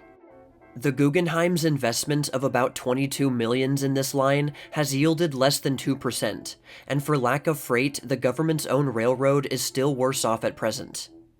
It stands little chance of paying dividends for some years to come. Only 6,000 people now live along the 500 miles of this railroad. Alaskans feel that more of the money made in Alaska should be reinvested there to meet the great hazards involved in mining development. Our train swept over miles of swampy lowlands toward Copper River, and when it stopped at the bridge, we saw an imposing procession of icebergs floating down the stream. We walked down the left bank of the river through a profusion of wildflowers until across the river, 800 feet away, the famous Childs Glacier loomed into view. It is a solid cliff of ice, 200 feet high, following the shore 15 miles and extending back several miles between the mountain peaks. This glacier's motion is comparatively rapid, and at frequent intervals it throws off into the stream huge pieces of ice weighing tons. They fall with a noise like the crash of guns in a heavy artillery barrage, and hurl water up to a height of 20 to 50 feet. The waves swept on like a rising tide to the opposite bank where we stood. Along the skyline of the glacier were fanciful turrets, towers, and spires of crystal, gleaming in the sunlight in prismatic beauty. The glacier battery had ceased, and the president called Ferguson, one of the Secret Service men, to his side. "Fergie," he said, "fire! See if you can hit that glacier wall." Even the shriek of a locomotive whistle will sometimes start glacier ice moving to the waters below. Ferguson fired, and whether it was that shot that caused the barrage of 21 guns or 21 glacier crashes, we do not know. But a president's salute of 21 explosions followed in quick succession, as glistening tons of ice slid down the bank at different places into the river, covering a firing line of nearly a mile. This, by the way, was the only order to fire ever given by President Harding, Commander-in-Chief of the Army and Navy. The whistle of the locomotive called us back, and seemed to stir up a parting shot that sounded like the roar of a machine gun battery in action. It is the quantity of natural novelties like the explosive glacier that accounts in part for the annually increasing tourist travel in Alaska. Here is one great undiscovered land for tourist companies. The journey means more to jaded American nerves than a gallop through Europe. The time is not far distant when Alaska will receive annually as many visitors as are now entering the Yellowstone and Yosemite parks every year. High up the hill to the bandstand perched on the side of a mountain at Cordova traveled the members of the cabinet and their wives, in big trucks through a blaze of flags. There was a shortage of pleasure cars in these vertical cities, but they displayed more American flags than I ever saw before in one place. After the concluding ceremonies of the Cordova visit, we set sail again on the Henderson for a 3-day journey across the Alaskan Gulf to Sitka, ancient Russian capital of Alaska, where in 1867 the official transfer of ownership to the United States was made. The monotony of the trip was broken by a shuffleboard tournament, in which the interest centered on the president's fine playing, which held out until well toward the finals. He was a lover of sport, and played as hard as he worked, always applauding skill and good shots no matter on what side they were made. Although he appeared to be enjoying the game, an observant eye could see that his mind was on his unfinished speeches. In the merriment of that hour, we little thought that this would be the last game that he would ever play. As we traveled east, gaining an hour between Seward and Sitka, the days began to lengthen, and the sheen of the long twilight was dimming, but the icy breath of the Alaskan range still swept the decks. Nearly 200 miles of glacier mountains skirted the picturesque coastline, always within the horizon. Like a phantom ship, the Henderson slipped through the darkness of the narrow channels and anchored in the harbor of Sitka. Here, Russian warships were anchored many years ago to protect their possessions in early days. Days when Sitka was a thriving town, building ships and making plows, picks, and spades for sale in Mexico and California. When Chicago was still only an Indian village, and the country between it and the Pacific coast the undisputed land of the Red Man. The tradition that there are only a few days in a season when it does not rain in Sitka is no longer current. The president's last day in Alaska opened and continued an ideal summer day without a cloud in the sky. The harbor of Sitka is dotted with beautiful islands. The brown, rugged peak of Mount Edgecombe lifts itself like a monarch over all. 100 years ago, it was an active volcano. The contour of the surrounding mountains was rounded, less somber or jagged and stern than their brother and sister peaks of the north. They appeared more friendly. The curved skyline seemed to extend a kindly welcome. A well-defined cross of snow gleams eternal on a distant mountain. On the site of the castle of Baranov, who for 40 years ruled Alaska under the Russian regime, now stands a United States government house, occupied by Dr. Georgeson, in charge of agricultural work during the past 25 years. Surrounded by a velvety lawn, rich shrubbery of flowering currants, and gardens fairly gleaming with poppies, the building commands a beautiful sweep of town and harbor. The bells in the old Russian church, under the green mosque-like dome, were ringing a welcome as we landed. This old capital town of Alaska is redolent with stories of the days of Russian occupation. The picturesque wharves have a touch of old-world solidity and all the charm of northern New England coast towns. Landing in launches, the presidential party was greeted on the village green, located near the site of the old prison and custom house, the frame of which has withstood the ravages of weather and time for over 100 years. As distinct from the new towns of the north, all here had historic settings, harking back to the scenes of Russian conferences with hostile Indians, arranging to smoke the pipe of peace. Representatives of Sitka's modern Chamber of Commerce and Postmaster Darman, who also is collector of customs, were on hand to tell of Sitka's hot springs and its advantage as the ideal summer and winter resort of the north. Children and adults alike, some of them descendants of the early Russian settlers and the hostile Indians, brought flowers and strode them in the president's pathway. There was something akin to spiritual benediction in the address of the president on that Sunday.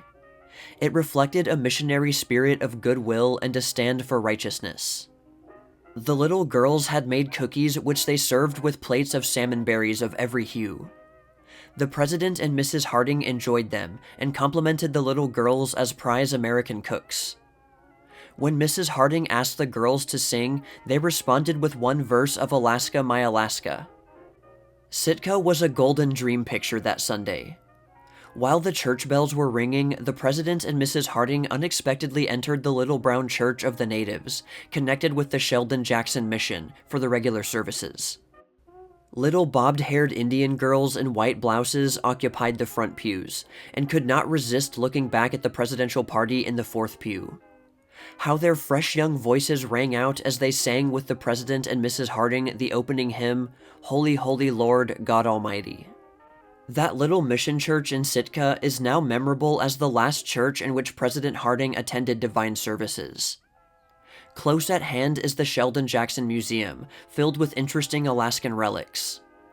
One which interested the president particularly was an effigy of an Eskimo wearing an ivory tusk piercing the upper lip, a mark of distinction. We saw still other relics when we were guided down the witching Lover's Lane, a model park drive through a hemlock and spruce forest, toned in the rich brown of the undergrowth. Along the drive were towering totem poles, aglow with grim figures chronicling traditions of Indian family history. On some of the poles there was the face of a man wearing a tall hat, an image, mayhap, of an early missionary. In one faraway place was found a totem containing a perfect likeness of Abraham Lincoln. An investigation was made, and it was ascertained that Secretary Seward, on his visit to Alaska, had left behind some pictures of Lincoln, which inspired the Indian sculptor. A long line of totem poles guards the shore road, leading to a large open space where the old blockhouse was located. This site marked the scene of the last bloody conflict between the hostile Indians and the Russians. Altogether, this last Sunday was a day of worship.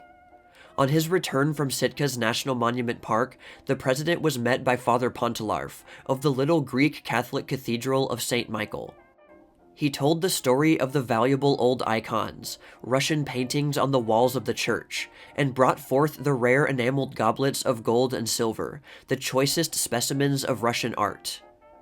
From a chest were taken out many golden tapestries which shone in the light. One young lady inquired, "How do you keep them from tarnishing in this damp climate?" "Ah, but these are pure gold," declared the father in his broken English with a kindly smile.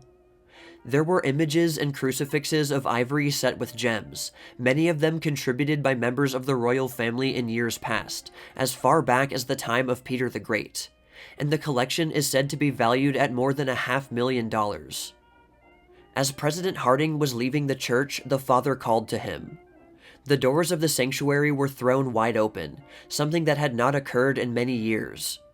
The father, in whispered prayer, repeated, "Blessed are the good." This glimpse of the inner sanctuary was the highest honor the devoted father could bestow upon a human.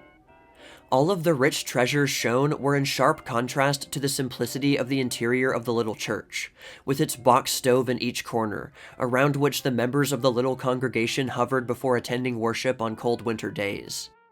These were a sturdy, hopeful folk, the physical survivors of the fittest, the adventurers of Russia and America blended. Lengthening shadows came all too fast on this, our last Alaskan day at Sitka, the Serene. No more poetic place could have been chosen for the final scene in the president's dramatic journey through Alaska. Here, the American flag was first unfurled, and here it remained until the capital was removed in 1907. Here in 1923, that flag was crowned with a new meaning to the people of Alaska. On the placid waters of the harbor nestled the good ship Henderson that was soon to sail away laden with happy memories of the golden days in Alaska. From the deck, again and again, we viewed Sitka, with its green mosques and spires, its moss-covered roofs contrasting sharply with red tile, a picture of American homes in the lights and shadows, softened in the haze of that long, lingering twilight after the sun, as if loath to leave, bade us goodbye. In the superb opalescent sunset, the ship sailed out and on, as Warren G. Harding looked for the last time upon Alaska the alluring, the land of isolation, looked upon the somber, solitary, melancholy mountains, harboring both afterglow and shadows, forerunners of the shades of night.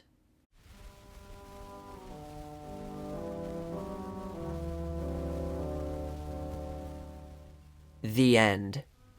Time: August 13th, 1923.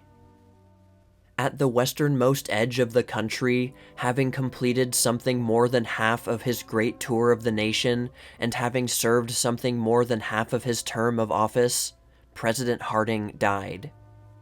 The ptomaine poisoning, which had compelled him suddenly to abandon his tour, was followed by a slight attack of pneumonia. For a day or two, it did not seem as if he were throwing off the poison. Then gradual improvement followed. His temperature abated, his pulse approached normal. The bulletins of physicians in attendance had at first pronounced his condition serious. Succeeding bulletins gave more and more encouragement to the hope that he would recover. Public apprehension was allayed.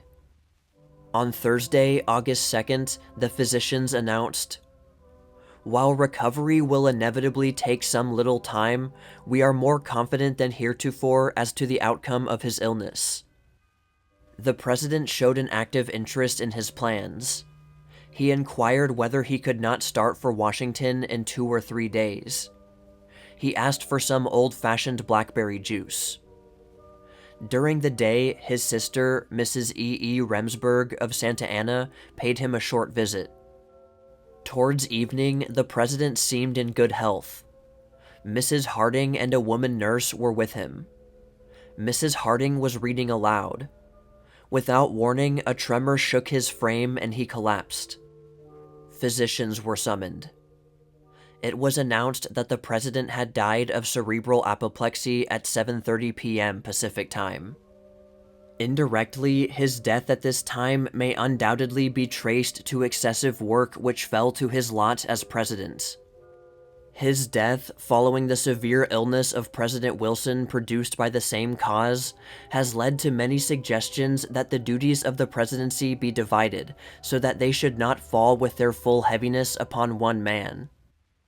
Messages of condolence to Mrs. Harding poured in from hundreds of people in public life in this country and abroad. Those who had known the president personally expressed their grief at the loss of a friend, kindly, honest, and sincere. 24 hours after the president died, his body was conveyed from the Palace Hotel, San Francisco, with simple ceremonies to the special train which had carried him on his outward journey. On a fast schedule, it started across the continent to Washington. Plans were made for formal obsequies in the rotunda of the Capitol on Wednesday, and interment at Marion, Ohio on Friday. Calvin Coolidge, who succeeded to the presidency, appointed that day for national mourning.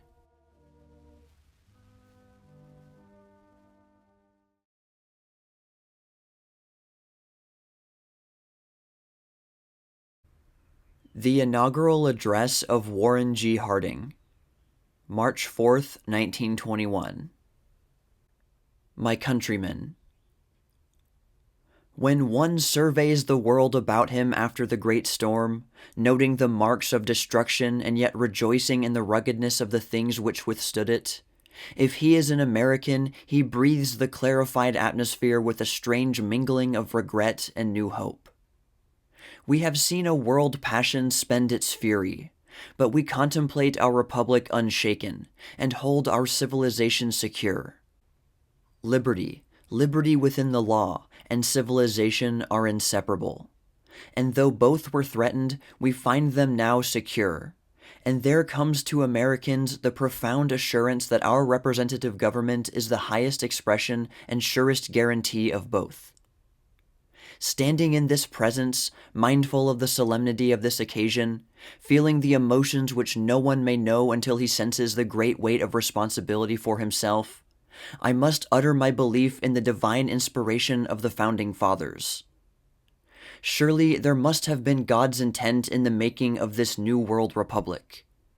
Ours is an organic law which had but one ambiguity, and we saw that effaced in a baptism of sacrifice and blood, with union maintained, the nation supreme, and its concord inspiring. We have seen the world rivet its hopeful gaze on the great truths on which the founders wrought. We have seen civil, human, and religious liberty verified and glorified. In the beginning, the old world scoffed at our experiment. Today, our foundations of political and social belief stand unshaken, a precious inheritance to ourselves, an inspiring example of freedom and civilization to all mankind. Let us express renewed and strengthened devotion, in grateful reverence for the immortal beginning, and utter our confidence in the supreme fulfillment. The recorded progress of our republic, materially and spiritually, in itself proves the wisdom of the inherited policy of non-involvement in old world affairs. Confident of our ability to work out our own destiny, and jealously guarding our right to do so, we seek no part in directing the destinies of the old world. We do not mean to be entangled. We will accept no responsibility except as our own conscience and judgment in each instance may determine. Our eyes never will be blind to a developing menace, our ears never deaf to the call of civilization. We recognize the new order in the world, with the closer contacts which progress has wrought. We sense the call of the human heart for fellowship, fraternity, and cooperation. We crave friendship and harbor no hate. But America, our America, the America builded on the foundation laid by the inspired fathers, can be a party to no permanent military alliance. It can enter into no political commitments, nor assume any economic obligations which will subject our decisions to any other than our own authority. I am sure our own people will not misunderstand, nor will the world misconstrue. We have no thought to impede the paths to closer relationship. We wish to promote understanding. We want to do our part in making offensive warfare so hateful that governments and people who resort to it must prove the righteousness of their cause or stand as outlaws before the bar of civilization. We are ready to associate ourselves with the nations of the world, great and small, for conference, for counsel, to seek the expressed views of world opinion, to recommend a way to approximate disarmament and relieve the crushing burdens of military and naval establishments. We elect to participate in suggesting plans for mediation, conciliation, and arbitration, and would gladly join in that expressed conscience of progress, which seeks to clarify and right the laws of international relationship, and establish a world court for the disposition of such justiciable questions as nations are agreed to submit thereto. In expressing aspirations, in seeking practical plans, in translating humanity's new concept of righteousness and justice and its hatred of war into recommended action, we are ready most heartily to unite, but every commitment must be made in the exercise of our national sovereignty. Since freedom impelled and independence inspired and nationality exalted, a world supergovernment is contrary to everything we cherish and can have no sanction by our republic. This is not selfishness, it is sanctity. It is not aloofness, it is security. It is not suspicion of others, it is patriotic adherence to the things which made us what we are. Today, better than ever before, we know the aspirations of humankind and share them. We have come to a new realization of our place in the world and a new appraisal of our nation by the world. The unselfishness of these United States is a thing proven. Our devotion to peace for ourselves and for the world is well established. Our concern for preserved civilization has had its impassioned and heroic expression. There was no American failure to resist the attempted reversion of civilization. There will be no failure today or tomorrow. The success of our popular government rests wholly upon the correct interpretation of the deliberate, intelligent, dependable popular will of America. In a deliberate questioning of a suggested change of national policy where internationality was to supersede nationality, we turned to a referendum to the American people. There was ample discussion, and there is a public mandate and manifest understanding. America is ready to encourage, eager to initiate, anxious to participate in any seemly program likely to lessen the probability of war and promote that brotherhood of mankind which must be God's highest conception of human relationship. Because we cherish ideals of justice and peace, because we appraise international comedy and helpful relationship no less highly than any people of the world, we aspire to a high place in the moral leadership of civilization, and we hold a maintained America, the proven republic, the unshaken temple of representative democracy, to be not only an inspiration and example, but the highest agency of strengthening goodwill and promoting accord on both continents. Mankind needs a worldwide benediction of understanding. It is needed among individuals, among peoples, among governments, and it will inaugurate an era of good feeling to make the birth of a new order. In such understanding, men will strive confidently for the promotion of their better relationships, and nations will promote the comedies so essential to peace. We must understand that ties of trade bind nations in closest intimacy, and none may receive except as he gives. We have not strengthened ours in accordance with our resources or our genius, notably on our own continent, where a galaxy of republics reflects the glory of New World democracy.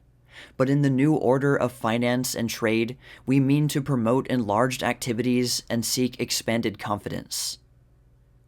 Perhaps we can make no more helpful contribution by example than prove a republic's capacity to emerge from the wreckage of war. While the world's embittered travail did not leave us devastated lands nor desolated cities, left no gaping wounds, no breast with hate, it did involve us in the delirium of expenditure, an expanded currency and credits, an unbalanced industry, an unspeakable waste, and disturbed relationships. While it uncovered our portion of hateful selfishness at home, it also revealed the heart of America as sound and fearless, and beating in confidence unfailing. Amid it all, we have riveted the gaze of all civilization to the unselfishness and the righteousness of representative democracy, where our freedom never has made offensive warfare, never has sought territorial aggrandizement through force, never has turned to the arbitrament of arms until reason has been exhausted. When the governments of the earth shall have established a freedom like our own, and shall have sanctioned the pursuit of peace as we have practiced it, I believe the last sorrow and the final sacrifice of international warfare will have been written. Let me speak to the maimed and wounded soldiers who are present today, and through them convey to their comrades the gratitude of the Republic for their sacrifices in its defense.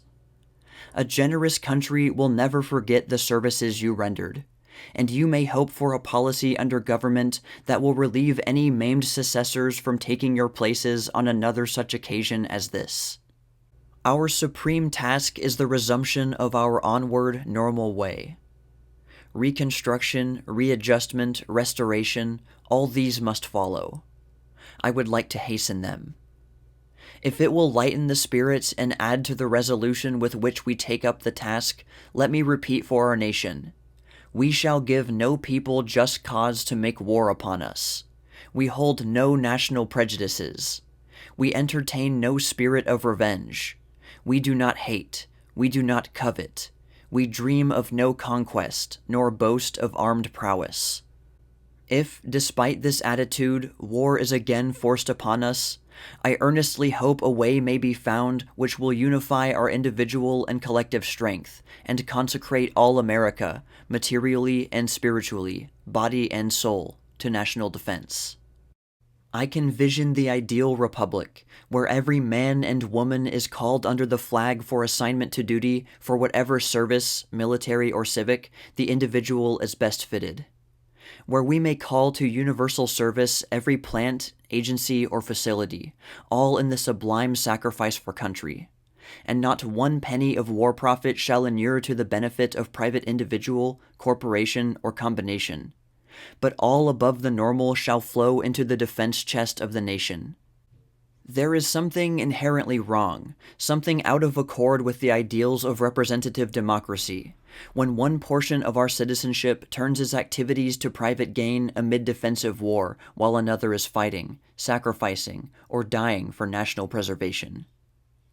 Out of such universal service will come a new unity of spirit and purpose, a new confidence and consecration, which would make our defense impregnable, our triumph assured. Then we should have little or no disorganization of our economic, industrial, and commercial systems at home, no staggering war debts, no swollen fortunes to flout the sacrifices of our soldiers, no excuse for sedition, no pitiable slackerism, no outrage of treason. Envy and jealousy would have no soil for their menacing development, and revolution would be without the passion which engenders it. A regret for the mistakes of yesterday must not, however, blind us to the tasks of today. War never left such an aftermath. There has been staggering loss of life and measureless wastage of materials. Nations are still groping for return to stable ways. Discouraging indebtedness confronts us like all the war-torn nations, and these obligations must be provided for.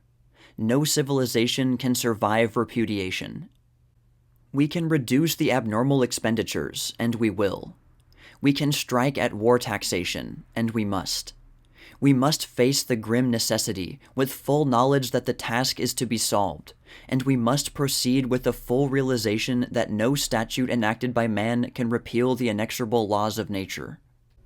Our most dangerous tendency is to expect too much of government, and at the same time do for it too little. We contemplate the immediate task of putting our public household in order. We need a rigid and yet sane economy, combined with fiscal justice, and it must be attended by individual prudence and thrift, which are so essential to this trying hour and reassuring for the future. The business world reflects the disturbance of war's reaction. Herein flows the lifeblood of material existence. The economic mechanism is intricate and its parts interdependent, and has suffered the shocks and jars incident to abnormal demands, credit inflations, and price upheavals. The normal balances have been impaired. The channels of distribution have been clogged. The relations of labor and management have been strained.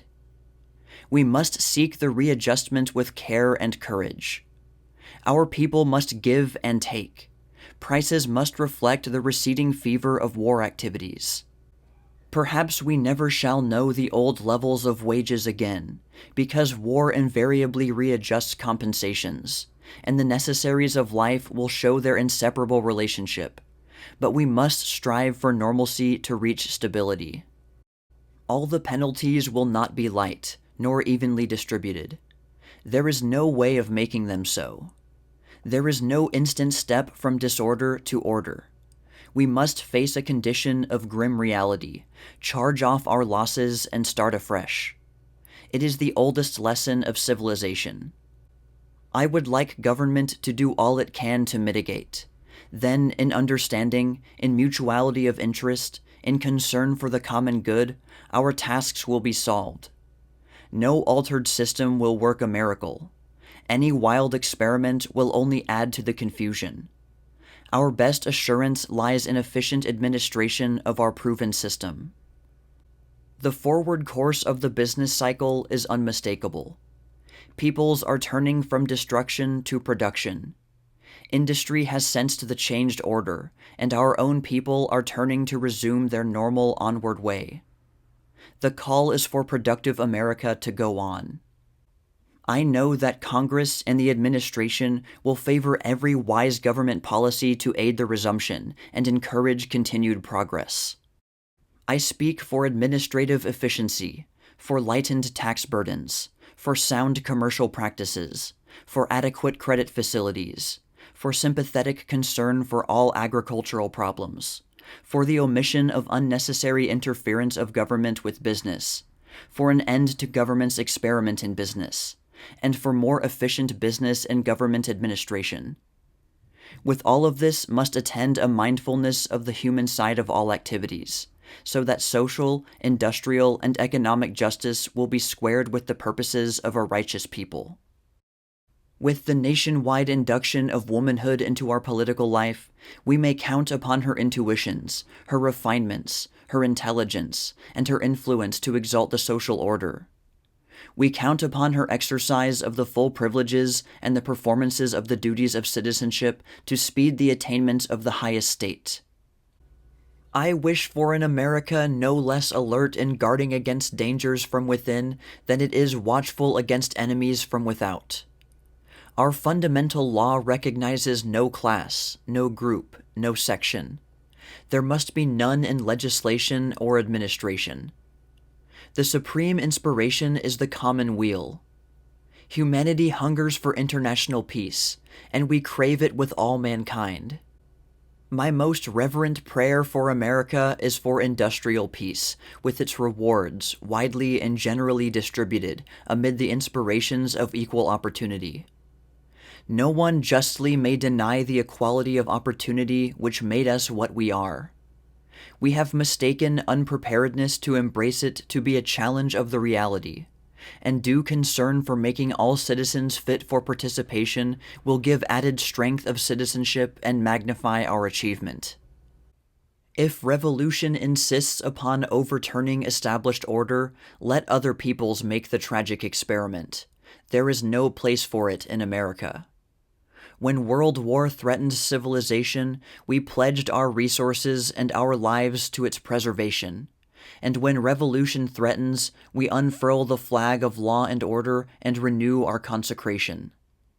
Ours is a constitutional freedom where the popular will is the law supreme, and minorities are sacredly protected. Our revisions, reformations, and evolutions reflect a deliberate judgment and an orderly progress, and we mean to cure our ills, but never destroy or permit destruction by force. I had rather submit our industrial controversies to the conference table in advance than to a settlement table after conflict and suffering. The earth is thirsting for the cup of goodwill. Understanding is its fountain source. I would like to acclaim an era of good feeling amid dependable prosperity and all the blessings which attend. It has been proved again and again that we cannot, while throwing our markets open to the world, maintain American standards of living and opportunity and hold our industrial eminence in such unequal competition. There is a luring fallacy in the theory of banished barriers of trade, but preserved American standards require our higher production costs to be reflected in our tariffs on imports. Today, as never before, when peoples are seeking trade restoration and expansion, we must adjust our tariffs to the new order. We seek participation in the world's exchanges, because therein lies our way to widened influence and the triumphs of peace.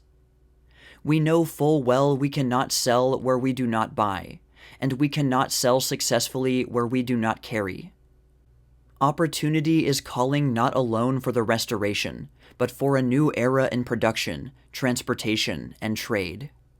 We shall answer it best by meeting the demand of a surpassing home market, by promoting self-reliance in production, and by bidding enterprise, genius, and efficiency to carry our cargoes in American bottoms to the marts of the world. We would not have an America living within and for herself alone, but we would have her self-reliant, independent, and ever nobler, stronger, and richer. Believing in our higher standards, reared through constitutional liberty and maintained opportunity, we invite the world to the same heights. But pride in things wrought is no reflex of a completed task. Common welfare is the goal of our national endeavor. Wealth is not inimical to welfare. It ought to be its friendliest agency. There never can be equality of rewards or possessions so long as the human plan contains varied talents and differing degrees of industry and thrift. But ours ought to be a country free from the great blotches of distressed poverty. We ought to find a way to guard against the perils and penalties of unemployment. We want an America of homes, illumined with hope and happiness, where mothers, free from the necessity for long hours of toil beyond their own doors, may preside as befits the hearthstone of American citizenship. We want the cradle of American childhood rocked under conditions so wholesome and so hopeful that no blight may touch it in its development. And we want to provide that no selfish interest, no material necessity, no lack of opportunity shall prevent the gaining of that education so essential to best citizenship. There is no shortcut to the making of these ideals into glad realities. The world has witnessed again and again the futility and the mischief of ill-considered remedies for social and economic disorders. But we are mindful today as never before of the friction of modern industrialism, and we must learn its causes and reduce its evil consequences by sober and tested methods. Where genius has made for great possibilities, justice and happiness must be reflected in a greater common welfare. Service is the supreme commitment of life.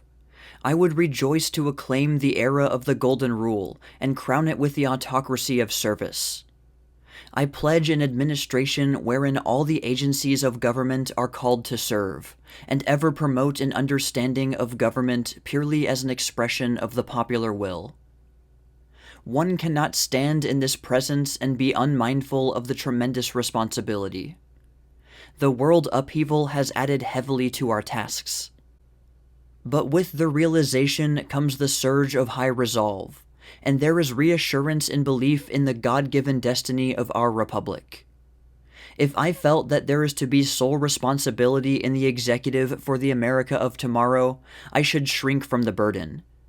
But there are 100 millions, with common concern and shared responsibility, answerable to God and country. The Republic summons them to their duty, and I invite cooperation.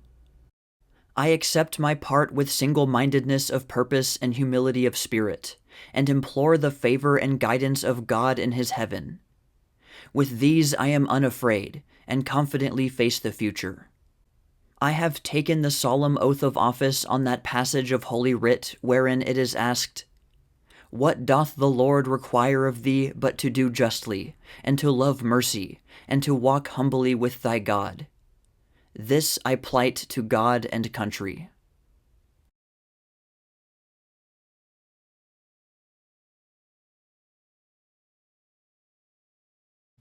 Mr. Mayor, citizens of Birmingham, and people of the South, I have been wondering, as we have seen the Birmingham district and the marvels of this region's industrial development, whether any of us have yet quite realized the significance of the fact that Birmingham has been called the Magic City. The basic, characteristic industry on which modern civilization rests is iron and steel, and Birmingham is the world's last word in development of the iron and steel industries. We have come here to pay tribute to the marvelous achievement of a brief half-century to which this city and its industries stand as a monument. They testify to us how far the South has progressed in a single generation, the generation since slavery was abolished, and the rule of free labor and unfettered industrial opportunity became the rule of all of our great republic.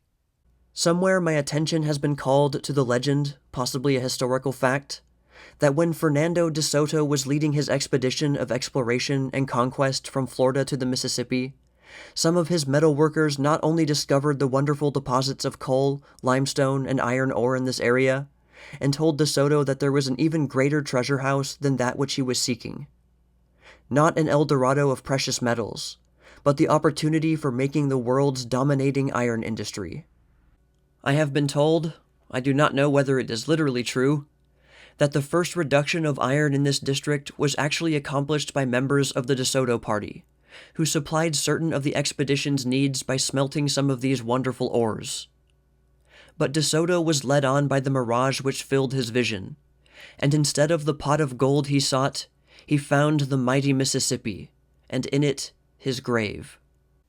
So far as concerns more modern development, it appears that General Andrew Jackson also utilized your mineral and metal riches. When he was on his march to New Orleans for the great battle in which the yeomanry of the South won the single notable land victory of the War of 1812, His metallurgists discovered that from these easily smelted ores, they could supply their requirements of iron, of which they stood in great need. Accordingly, they erected rude furnaces and reduced considerable quantities of iron.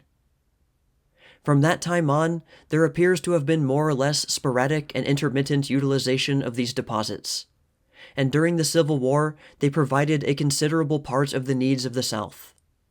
In this connection, I have many times wished that there might be a wider appreciation of the energy, resourcefulness, and genius for industrial development which the people of the South demonstrated during that war. Essentially an aristocratic agricultural region, the South suddenly confronted the need to turn out iron and steel, and a vast complexity of their products which were absolutely vital to the conduct of the war. Not only did they arise to the occasion, but they gave what I have regarded as one of the greatest demonstrations in all history of the possibilities of adaptation, organization, and industrial development under stress of great necessity. We will do well to recognize that the industrial achievement of the South during the Civil War was one of the marvels resulting from that unhappy conflict.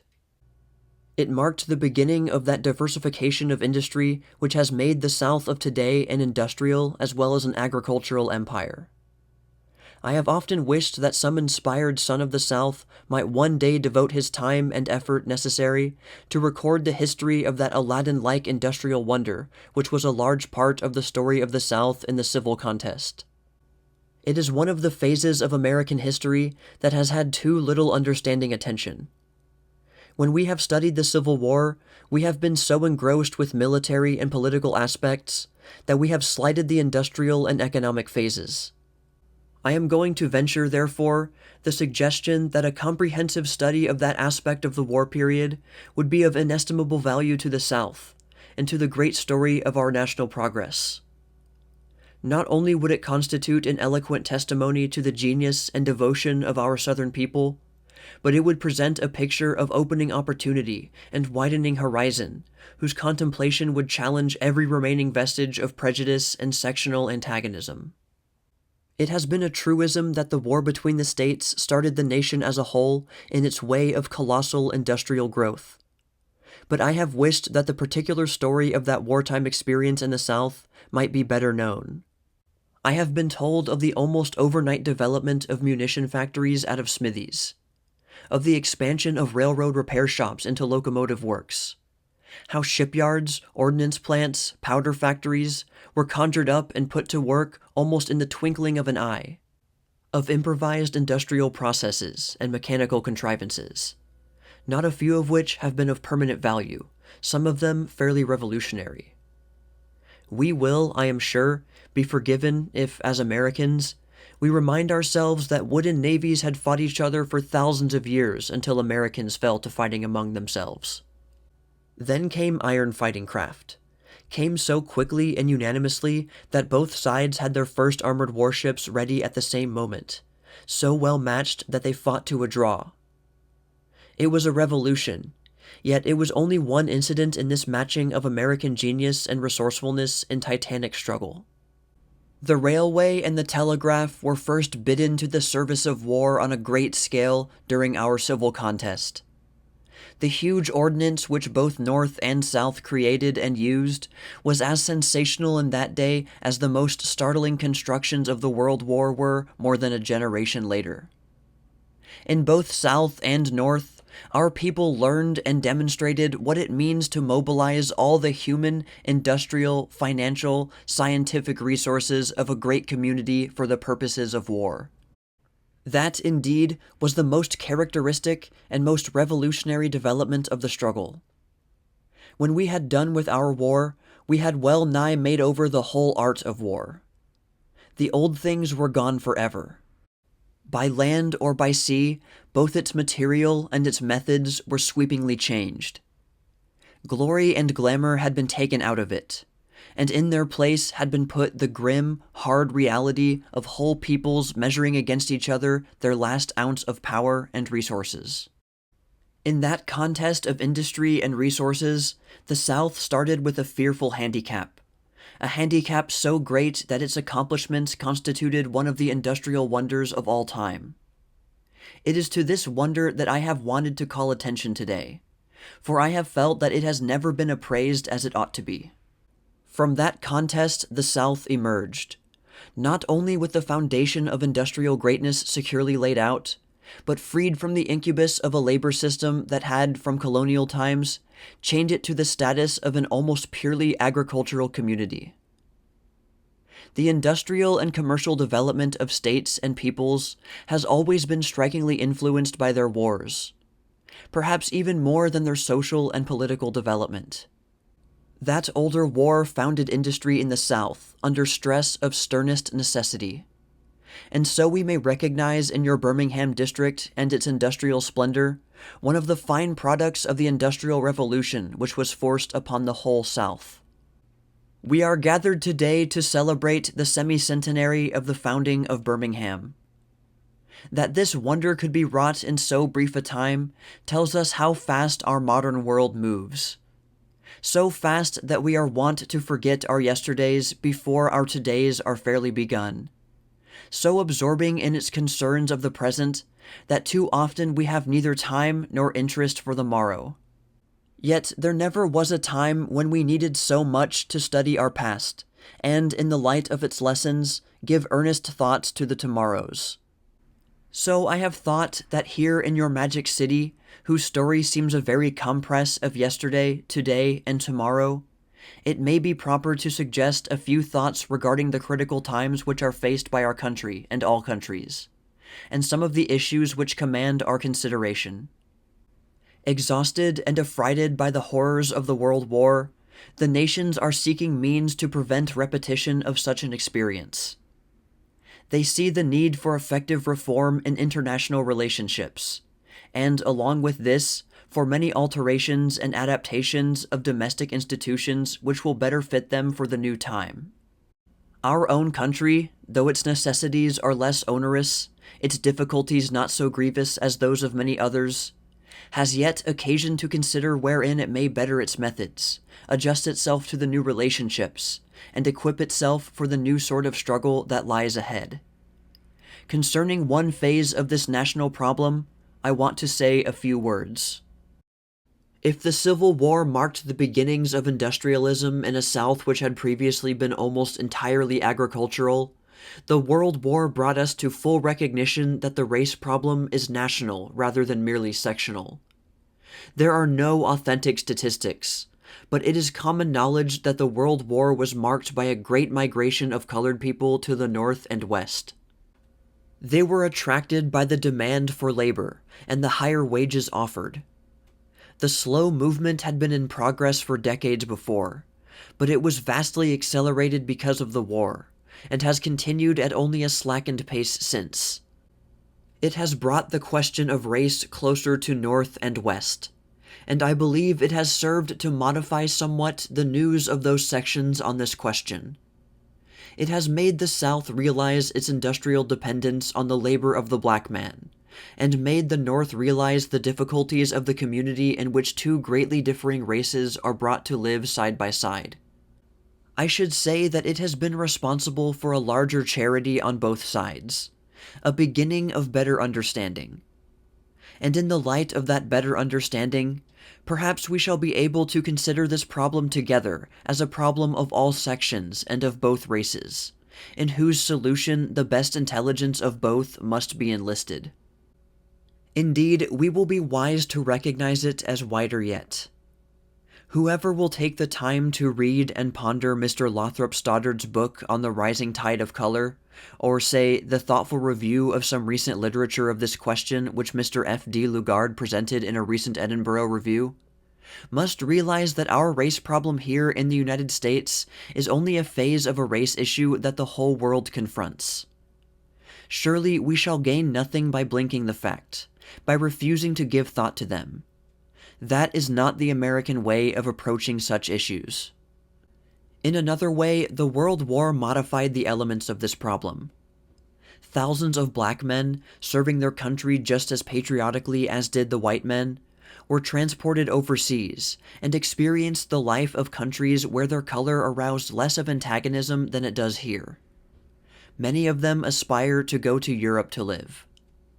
A high-grade colored soldier told me that the war brought his race the first real conception of citizenship, the first full realization that the flag was their flag, to fight for, to be protected by them, and also to protect them.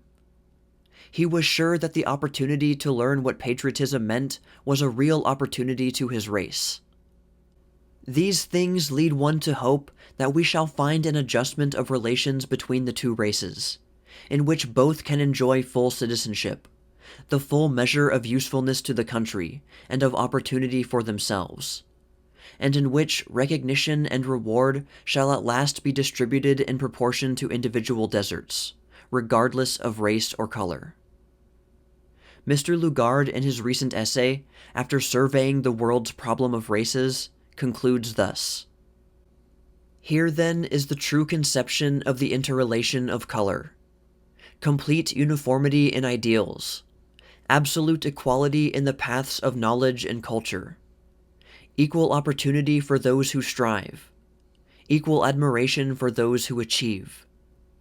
In matters social and racial, a separate path, each pursuing his own inherited traditions, preserving his own race purity and race pride, equality in things spiritual, agreed divergence in the physical and material. Here, it has seemed to me, is suggestion of the true way out. Politically and economically, there need be no occasion for great and permanent differentiation, for limitations of the individual's opportunity, provided that on both sides there shall be recognition of the absolute divergence in things social and racial. When I suggest the possibility of economic equality between the races, I mean it in precisely the same way and to the same extent that I would mean it if I spoke of equality of economic opportunity as between members of the same race. In each case, I would mean equality proportioned to the honest capacities and deserts of the individual.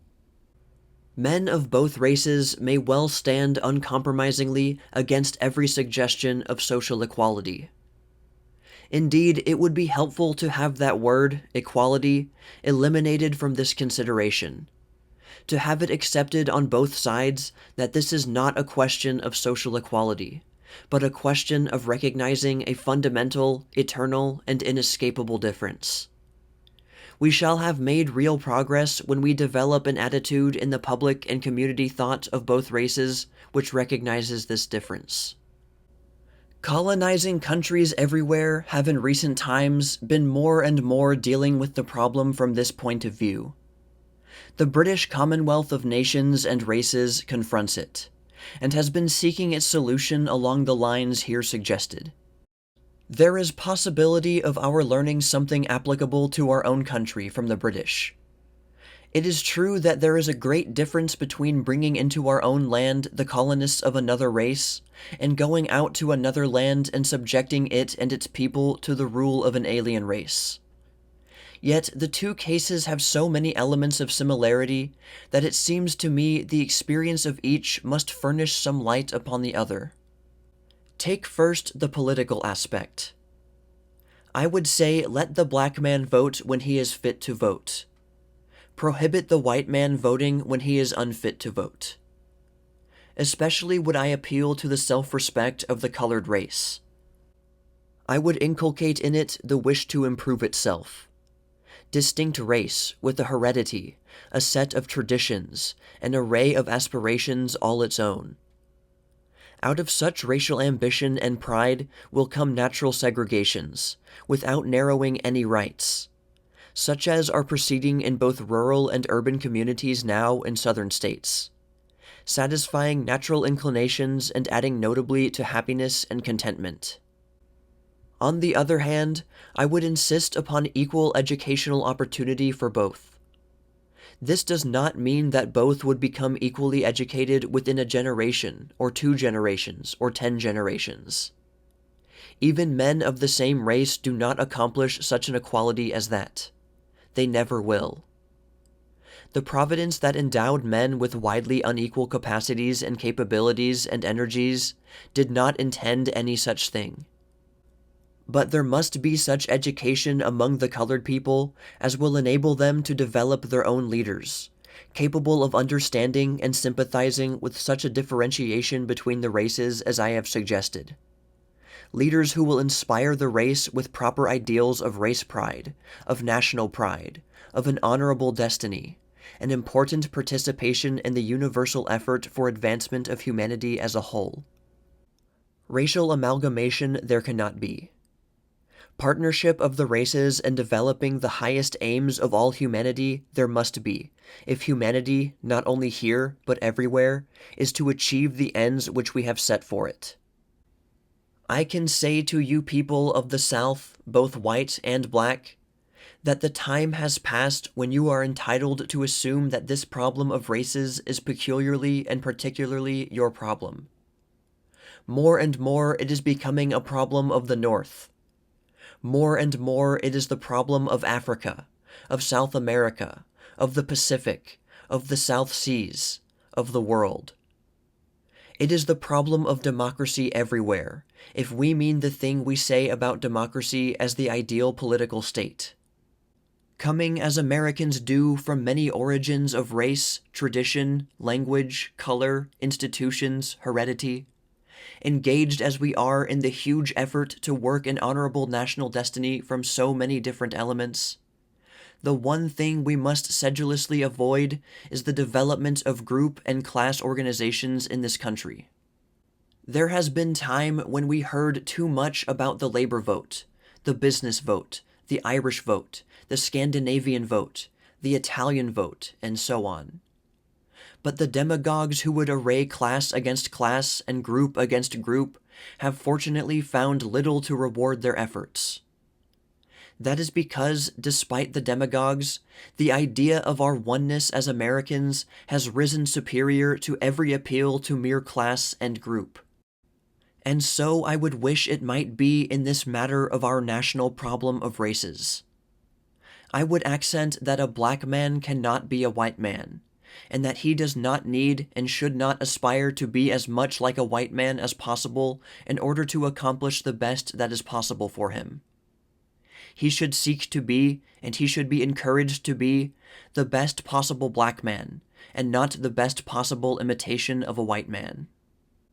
It is a matter of the keenest national concern that the South shall not be encouraged to make its colored population a vast reservoir of ignorance, to be drained away by the processes of migration into all other sections. That is what has been going on in recent years at a rate so accentuated that it has caused this question of races to be, as I have already said, no longer one of a particular section. Just as I do not wish the South to be politically entirely of one party, just as I believe that is bad for the South and for the rest of the country as well, so I do not want the colored people to be entirely of one party. I wish that both the tradition of a solidly Democratic South and the tradition of a solidly Republican black race might be broken up. Neither political sectionalism nor any system of rigid groupings of the people will in the long run prosper our country. I want to see the time come when black men will regard themselves as full participants in the benefits and duties of American citizenship. When they will vote for Democratic candidates if they prefer the Democratic policy on tariff or taxation or foreign relations or whatnot, and when they will vote the Republican ticket only for like reasons. We cannot go on, as we have gone for more than a half-century, with one great section of our population, numbering as many people as the entire population of some significant countries of Europe, set off from real contribution to solving our national issues because of a division on race lines. With such convictions, one must urge the people of the South to take advantage of their superior understanding of this problem, and to assume an attitude toward it that will deserve the confidence of the colored people. Likewise, I plead with my own political party to lay aside every program that looks to lining up the black man as a mere political adjunct. Let there be an end to prejudice and of demagoguery in this line. Let the South understand the menace which lies in forcing upon the black race an attitude of political solidarity. The greater hope the dissipation of hatred, the discouragement of dangerous passions, lie in persuading the black people to forget old prejudices, and to have them believe that, under the rule of whatever political party, they would be treated just as other people are treated, guaranteed all the rights that people of other colors enjoy, and made, in short, to regard themselves as citizens of a country and not of a particular race. Every consideration, it seems to me, brings us back at last to the question of education.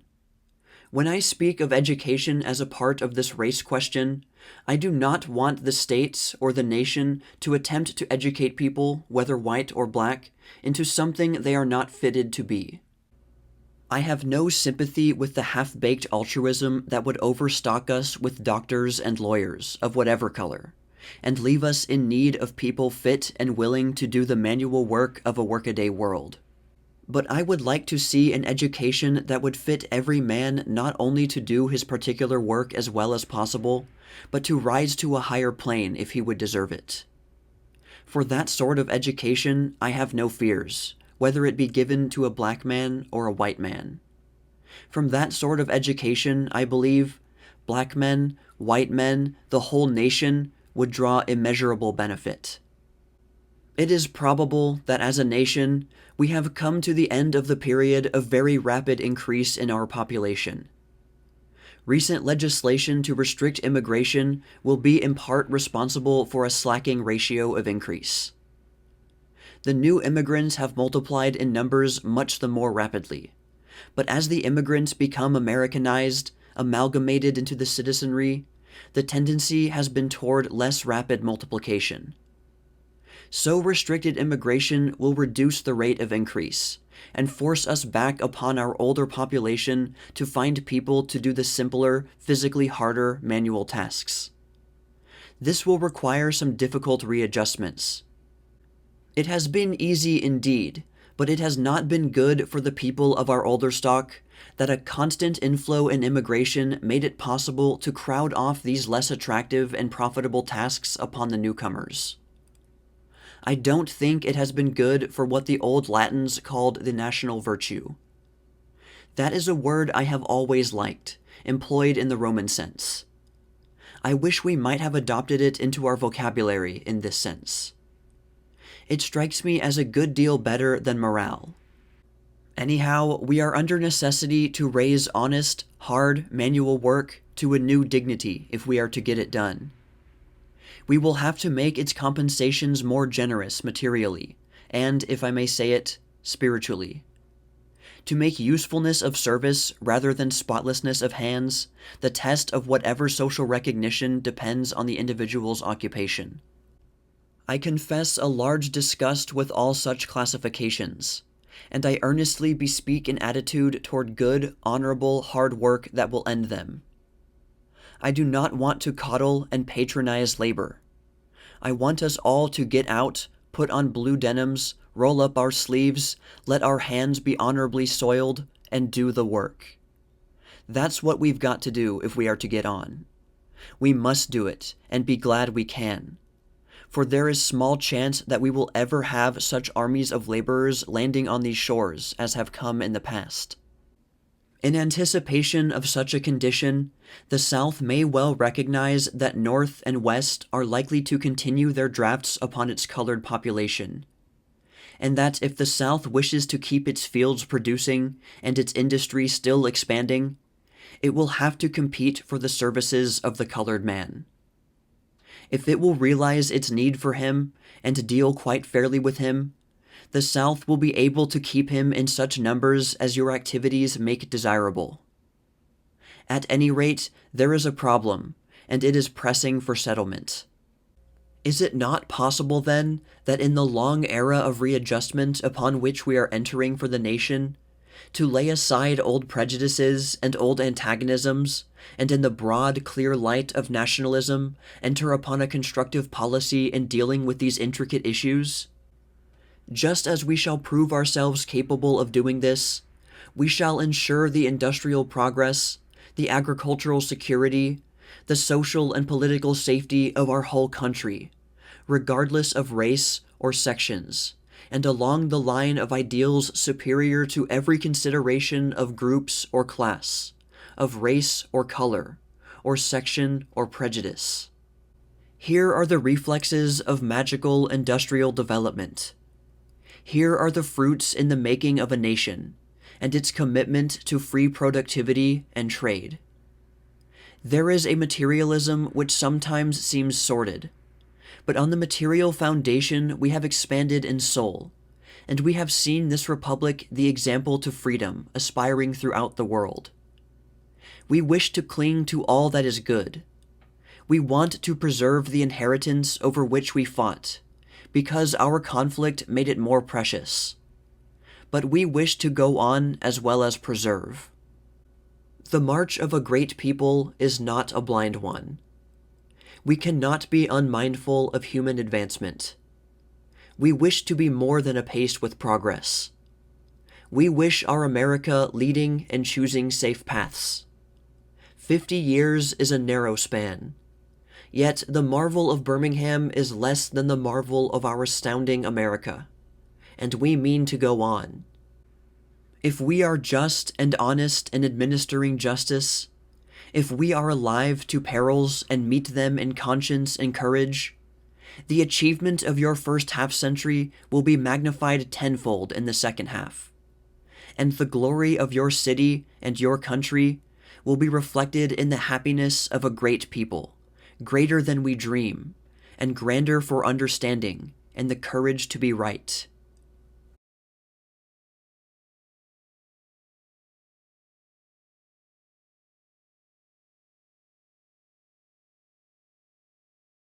Here's a bonus picture for those who made it to the end. But don't tell anyone. It's a secret. This is a very exclusive club after all. Alright, I hope you all have a great day or night.